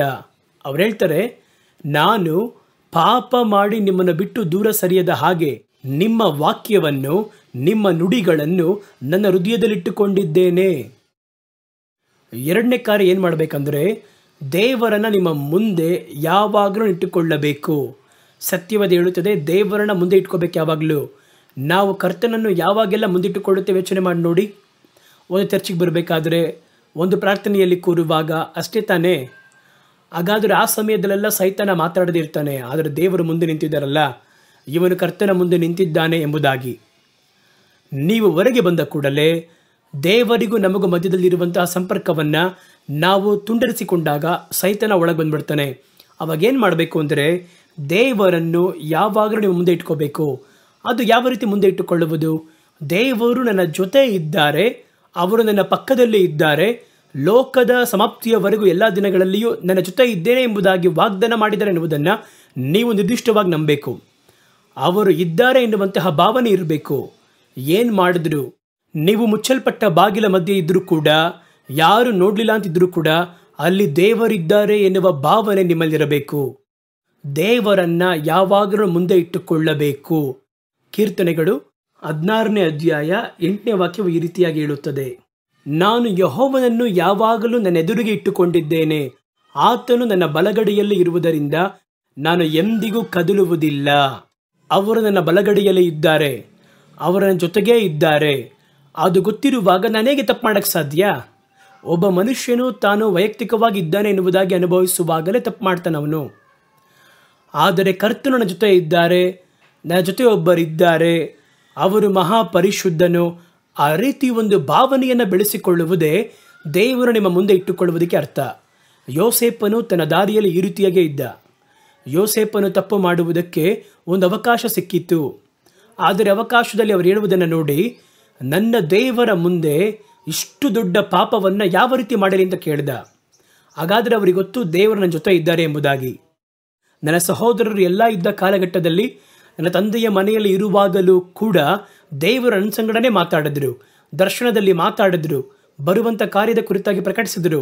ನನಗೆ ಚೆನ್ನಾಗಿ ಒಂದು ಕಾರ್ಯ ಗೊತ್ತು, ನನ್ನ ದೇವರು ನನ್ನ ಸಂಗಡ ಇದ್ದಾರೆ, ನನ್ನನ್ನು ನೋಡುತ್ತಲೇ ಇದ್ದಾರೆ, ಅವರ ಮುಂದೆ ಈ ಪಾಪವನ್ನು ಹೇಗೆ ಮಾಡಲಿ ಎಂಬುದಾಗಿ ಹೇಳಿ ಪೋಟಿಫರನ ಹೆಂಡತಿ ಪಾಪ ಕಾರ್ಯಕ್ಕೆ ಇವರನ್ನು ಬಲವಂತ ಮಾಡಿದಾಗಲೂ ಅವರು ಹೇಳಿದಂತಹ ಮಾತು ಇದನ್ನೇ ಹೇಳುತ್ತೆ ನೋಡಿ. ಅವನಾಗಲಿ ಆದಿಕಾಂಡ 39ನೇ ಅಧ್ಯಾಯ 8ನೇ ವಾಕ್ಯ, ಆತನಾದರೂ ತನ್ನ ಯಜಮಾನನ ಹೆಂಡತಿಯ ಮಾತಿಗೆ ಕಿವಿಗೊಡದೆ ಆಕೆಯನ್ನು ನೋಡಿ, ಇಗೋ ಮನೆಯಲ್ಲಿ ನನ್ನ ಬಳಿ ಇರುವಂಥವುಗಳಲ್ಲಿ ಯಾವುದರ ಕುರಿತಾಗೂ ಯಜಮಾನನು ನನ್ನ ಬಳಿ ಕೇಳದೆ ತನಗಿರುವುದು ಎಲ್ಲವುಗಳ ಮೇಲೆ ನನ್ನ ಅಧಿಕಾರಿಯಾಗಿಟ್ಟಿದ್ದಾನೆ. ಈ ಮನೆಯಲ್ಲಿ ನನಗಿಂತ ದೊಡ್ಡವನಿಲ್ಲ, ನೀನು ಆಕೆಯ ಹೆಂಡತಿಯಾಗಿರುವುದರಿಂದ ನಿನ್ನನ್ನು ಬಿಟ್ಟು ಬೇರೆ ಎಲ್ಲವೂ ನನ್ನ ಕೈಗಳಿಗೆ ಕೊಟ್ಟಿದ್ದಾನೆ. ಹೀಗಿರುವಲ್ಲಿ ನಾನು ಇಷ್ಟು ದೊಡ್ಡ ಪಾಪಕ್ಕೆ ಒಳಗಾಗಿ ದೇವರಿಗೆ ಮುಂಭಾಗದಲ್ಲಿ ದೇವರಿಗೆ ವಿರುದ್ಧವಾಗಿ ನಾನೇಗೆ ಪಾಪ ಮಾಡಲಿ ಎಂದನು. ಹಾಗಾದರೆ ನೋಡಿ, ಅವರು ಹೇಳ್ತಾರೆ ಎಲ್ಲವೂ ನನಗಿದೆ, ಪರಿಸ್ಥಿತಿ ಸಾಧಕವಾಗಿದೆ, ಆದರೂ ಕೂಡ ದೇವರು ನನ್ನ ಮುಂದೆ ಇರುವಾಗ ಈ ದುಷ್ಟ ಪಾಪಕ್ಕೆ ನಾನು ಹೇಗೆ ಒಳಗಾಗುವುದು ಅಂತ ಕೇಳಿದರು. ಯೋಸೇಪನು ತಪ್ಪಿಸಿಕೊಂಡಿದ್ದರ ಕಾರಣವನ್ನು ನೀವು ನೋಡಿಬೇಕಾದರೆ, ಒಂದು, ಪಾಪದ ಮಾತಿಗೆ ಅವನು ಒಳಗಾಗಲಿಲ್ಲ. ಪಾಪವು ಅವನಿಗೆ ವಂಚಿಸುವುದಕ್ಕೆ ಮುಂದಾದರೂ ನೀನು ನನ್ನೊಂದಿಗೆ ಪಾಪವನ್ನು ಮಾಡಿದರೆ ಪೋಟಿಫರನ ಸ್ಥಳದಲ್ಲಿ ನೀನೇ ಬಂದು ಯಜಮಾನನಾಗಿರ್ಬೋದು, ನೀನು ಯಾಕೆ ಒಬ್ಬ ಕೆಲಸಗಾರನಾಗಿರಬೇಕು? ಪಾಪದ ಮಾತಿಗೆ ಅವನು ಕಿವಿಗೊಡಲಿಲ್ಲ.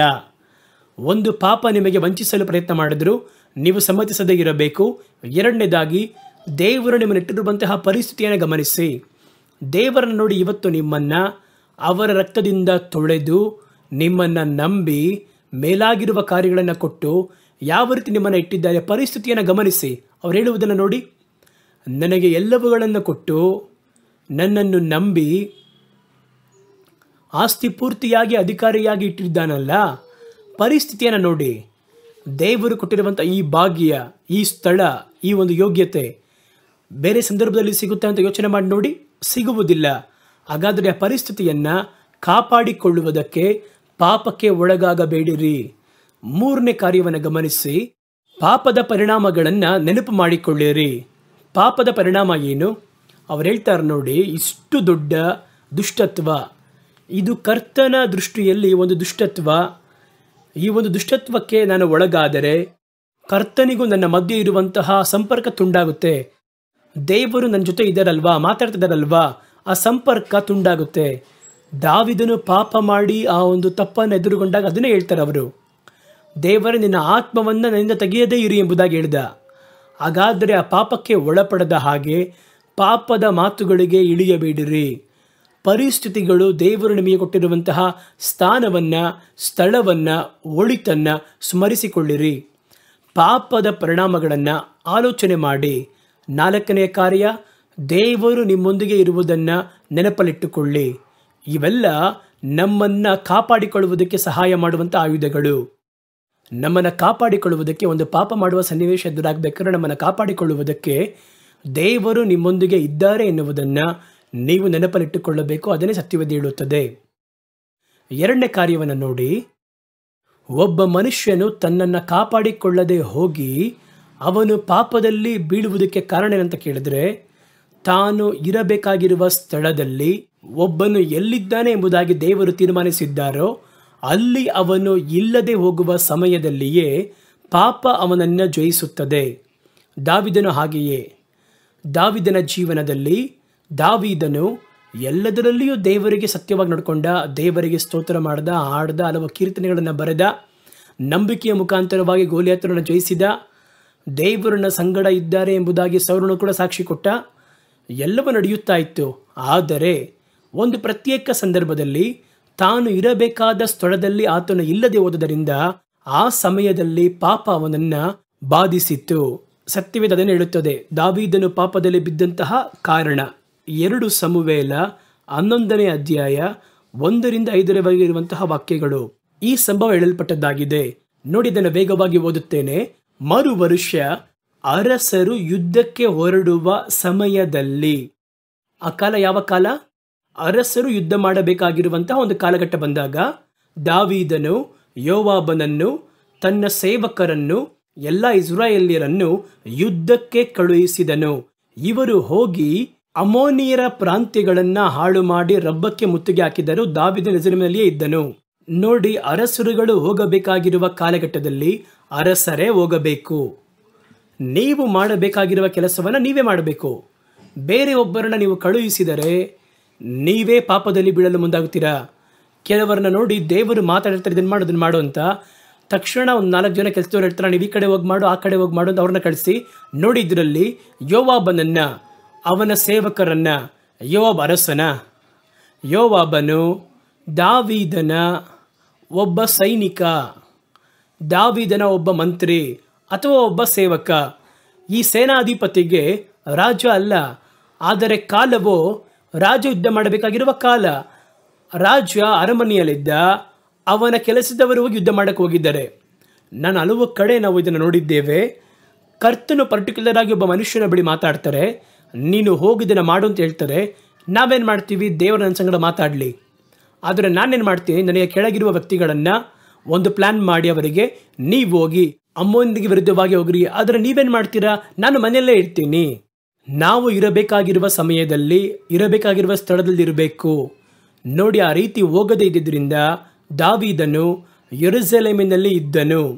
ಒಂದು ದಿನ ಸಾಯಂಕಾಲದಲ್ಲಿ ಆ ರೀತಿ ಮನೆಯಲ್ಲಿರಬೇಕಾದ್ರೆ ಅವನು ಒಂದು ದಿವಸ ಸಂಜೆ ಹೊತ್ತಿನಲ್ಲಿ ಮಂಚದಿಂದೆದ್ದು, ಸಾಯಂಕಾಲ ಮಂಚದಿಂದ ಎದ್ದು ಅಂತ ಹೇಳಿದ್ರೆ, ಈ ವ್ಯಕ್ತಿ ನೋಡಿ, ಮಧ್ಯಾಹ್ನ ಚೆನ್ನಾಗಿ ಊಟ ಮಾಡಿ ಮಲಗಿದವರು, ಸಂಜೆ ಅಲ್ಲಿ ಯುದ್ಧ ನಡೀತಾ ಇದೆ, ಅಲ್ಲಿ ಯುದ್ಧ, ಇವರು ಹಾಯಾಗಿ ನಿದ್ದೆ ಮಾಡ್ತಾ ಇದ್ದು, ಸಾಯಂಕಾಲ ಮಂಚದಿಂದ ಎದ್ದು ಅರಮನೆಯ ಮೇಲೆ ತಿರುಗಾಡುತ್ತಿರುವಾಗ ಎಷ್ಟು ಹಾಯಾಗಿದ್ದಾರೆ ನೋಡಿದ್ರೆ. ಅವರಲ್ಲಿ ದೇಶದಲ್ಲಿ ನಡೆಯುತ್ತಿರುವಂತಹ ದೊಡ್ಡ ಭಯಂಕರ ಯುದ್ಧ ನಡೆಯುತ್ತಾ ಇದೆ. ಯಾವೊಂದು ಗಲಿಬಿಲಿ ಇಲ್ಲದೆ ಚೆನ್ನಾಗಿ ಊಟ ಮಾಡಿ ನಿದ್ದೆ ಮಾಡಿ ಸಾಯಂಕಾಲದವರೆಗೂ ಮಲಗಿ ಆ ಮಾಳಿಗೆಯ ಮೇಲೆ ತಿರುಗಾಡುತ್ತಿರುವಾಗ ಅಲ್ಲಿಂದ ಬಹು ಸುಂದರಿಯಾದ ಒಬ್ಬ ಸ್ತ್ರೀ ಸ್ನಾನ ಮಾಡುವುದನ್ನು ಕಂಡನು. ಆ ಸ್ತ್ರೀ ಬಹಳ ಸೌಂದರ್ಯವಂತಳಾಗಿದ್ದಳು. ಕೂಡಲೇ ದಾವೀದನು ಒಬ್ಬನನ್ನ ಕರೆದು ಆ ಸ್ತ್ರೀ ಯಾರೆಂದು ಕೇಳಲು ಒಬ್ಬ ವ್ಯಕ್ತಿಯನ್ನು ಕಳಿಸಿ ಕೇಳ್ತಾನೆ. ಅವನು, ಆಕೆಯು ಎಲಿಯಾಮನ ಮಗಳು, ಇತ್ತಿಯನಾದ ಊರಿಯನ ಹೆಂಡತಿಯೂ ಆಗಿರುವ ಬತ್ಷೆಬೆಯಲ್ಲವೋ ಎಂದು ಉತ್ತರ ಕೊಟ್ಟನು. ಆಕೆಯು ಎಲಿಯಾಮನ ಮಗಳು, ಇತ್ತಿಯನಾದ ಊರಿಯನ ಹೆಂಡತಿ ಆಗಿರುವ ಬತ್ಷೆಬ ಅಂತ ಹೇಳಿದ್ರು. ಆಗ ದಾವೀದನು ಒಬ್ಬನನ್ನ ಕಳುಹಿಸಿ, ಆಕೆಯನ್ನು ಕಳುಹಿಸಿ ಆಕೆಯೊಂದಿಗೆ ಪಾಪ ಮಾಡಿದ. ನೋಡಿದ್ರ, ಆ ದಿನದಲ್ಲಿ ಅದೇ ದಾವೀದನ ಜೀವನದಲ್ಲಿ ದೊಡ್ಡ ಬ್ಲ್ಯಾಕ್ ಮಾರ್ಕ್. ಅದು ಉಳಿದೆಲ್ಲ ಚಿಕ್ಕ ಚಿಕ್ಕ ತಪ್ಪಿರುತ್ತೆ, ಒಂದು ದೊಡ್ಡ ಬ್ಲ್ಯಾಕ್ ಮಾರ್ಕ್ ಅವನ ಜೀವನದಲ್ಲಿ. ಅದು ಬಂದದ್ದಕ್ಕೆ ಕಾರಣ, ಅವತ್ತು ಅವರು ಯುದ್ಧದಲ್ಲಿದ್ದರೆ ಈ ಪಾಪದ ಚರಿತ್ರೆ ಅವರ ಜೀವನದಲ್ಲಿ ಸ್ಥಳ ಹೊಂದ್ತಾ ಇರಲಿಲ್ಲ. ಅವರಿರಬೇಕಾಗಿರುವ ಸ್ಥಳದಲ್ಲಿ ಇದ್ದಿದ್ರೆ ಆ ಚರಿತ್ರೆಯಲ್ಲಿ ಅದು ಬರ್ತಾ ಇರಲಿಲ್ಲ. ಆಗ ಅವನು ಪಾಪದಲ್ಲಿ ಬಿದ್ದೋದ. ಒಂದು, ಅರಸರು ಯುದ್ಧ ಮಾಡುವ ಕಾಲ, ರಾಜ ಹೋಗಲಿಲ್ಲ. ಎರಡನೇದಾಗಿ, ಯುದ್ಧದ ಕುರಿತಾಗಿ ಅಕ್ಕರೆ ಇಲ್ಲದೆ ಅವನು ಮಲಗಿ ತಿರುಗಾಡಿ ಹಾಯಾಗಿ ಇರ್ತಿದ್ದ. ಅದರ ಪರಿಣಾಮವನ್ನು ನೋಡಿ ಪಾಪ ಪ್ರವೇಶ ಮಾಡಿತು. ಎರಡನೇದಾಗಿ ನೋಡಿ, ಶಾಪ ಅವನ ಜೀವನದಲ್ಲಿ ನುಗ್ಗಿತು.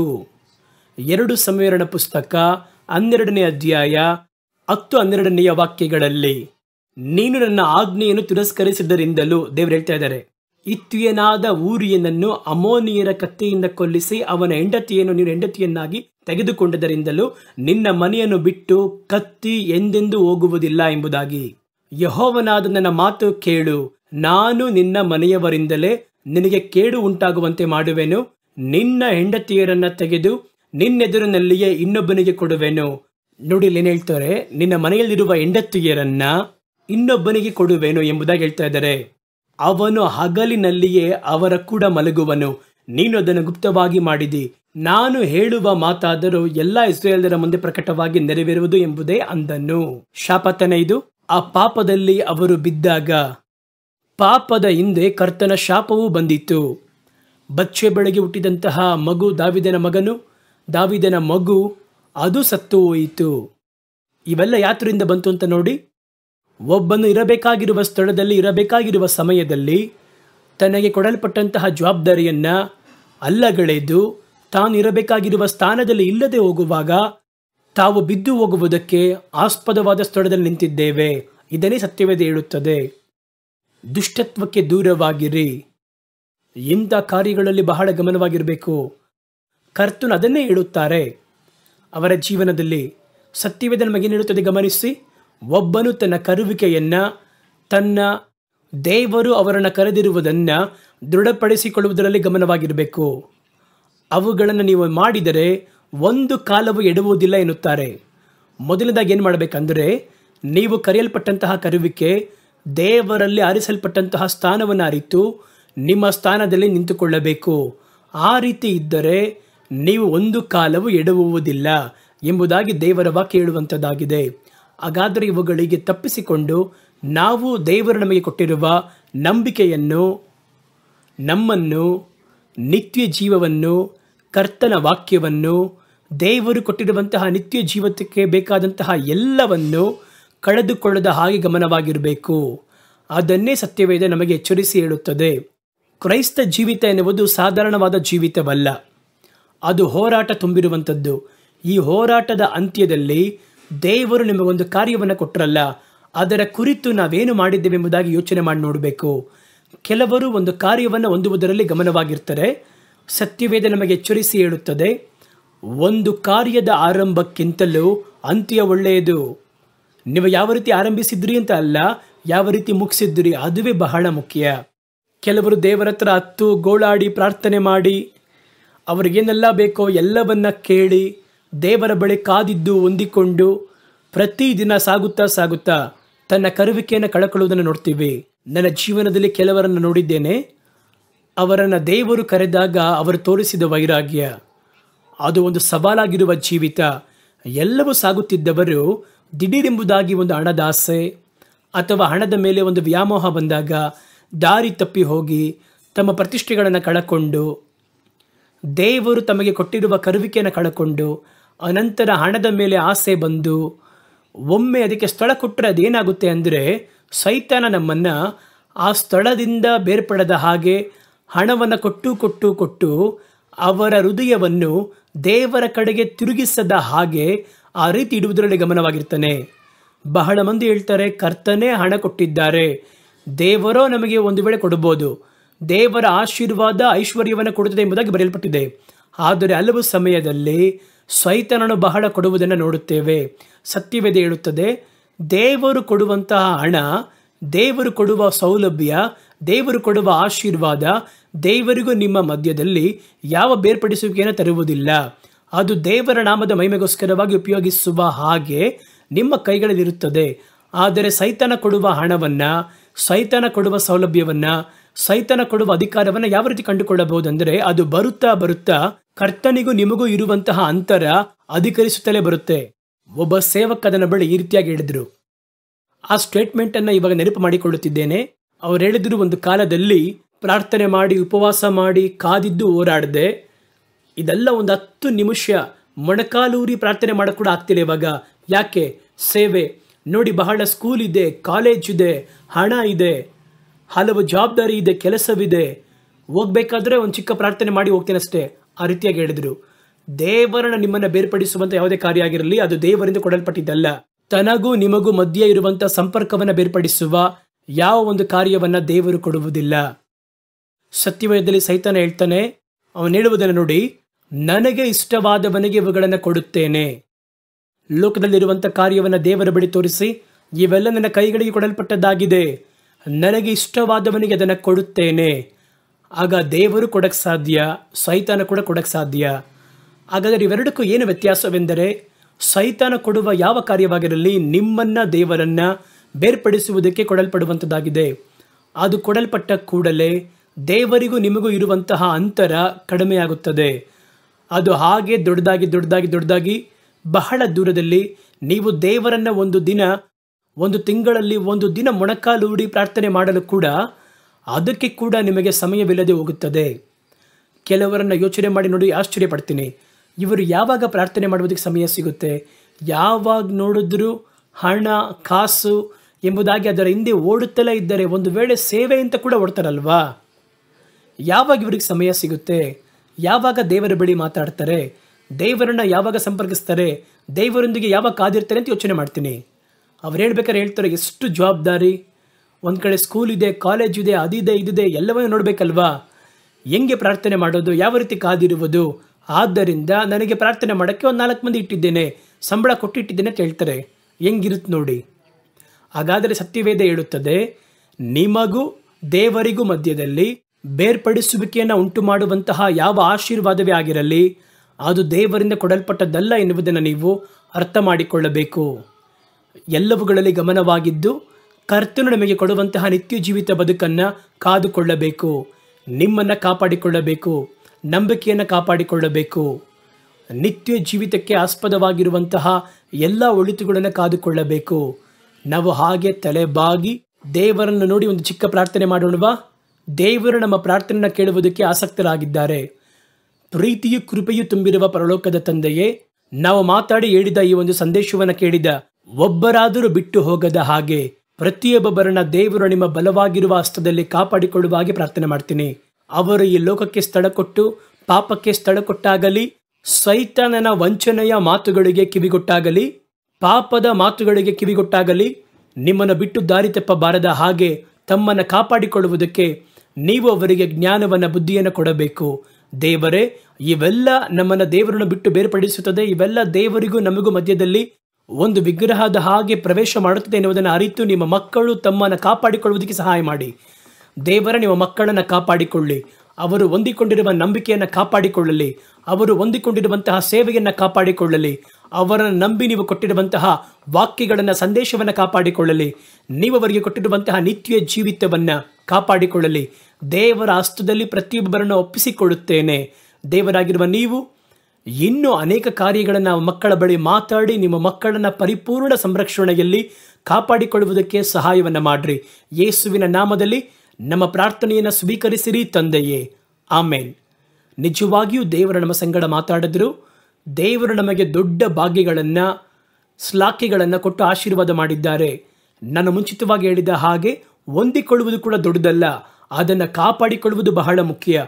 ಆದ್ದರಿಂದ ಪ್ರತಿ ವಿಷಯದಲ್ಲಿ ಗಮನವಾಗಿದ್ದು ಇದು ದೇವರ ಪ್ರೀತಿಯನ್ನು ಬಿಟ್ಟು ಬೇರ್ಪಡಿಸುವುದಕ್ಕೆ ಪ್ರಯತ್ನ ಮಾಡುತ್ತೆ ಎಂಬುದಾಗಿ ಯೋಚಿಸಿ ಕಡೆಯವರೆಗೂ ನೀವು ಕರ್ತನಿಗೋಸ್ಕರವಾಗಿ ಸಾಕ್ಷಿಯಾಗಿರಬೇಕು. ಒಳ್ಳೆಯ ಹೋರಾಟವನ್ನು ಹೋರಾಡಿದೆ, ಓಟವನ್ನು ಕಡೆಗಾಣಿಸಿದೆ, ವಿಶ್ವಾಸವನ್ನು ಕಾಪಾಡಿಕೊಂಡೆ ಎಂಬುದಾಗಿ ಜಯದ ಮಾತುಗಳು ನಿಮ್ಮ ಬಾಯಿಂದ ಹೊರಡಬೇಕು. ದೇವರಾಗಿರುವ ಕರ್ತನು ಆ ರೀತಿಯ ನಿಮ್ಮನ್ನು ಆಶೀರ್ವದಿಸಿ ನಿಮ್ಮನ್ನು ತಮ್ಮ ರೆಕ್ಕೆಗಳಲ್ಲಿ ಮರೆಮಾಡಿಕೊಂಡು ನಿಮ್ಮನ್ನು ಸಂರಕ್ಷಿಸಿ ಕಾಪಾಡಿಕೊಳ್ಳುವುದಕ್ಕೆ ಸಹಾಯ ಮಾಡಲಿ. ಆಮೇನ್.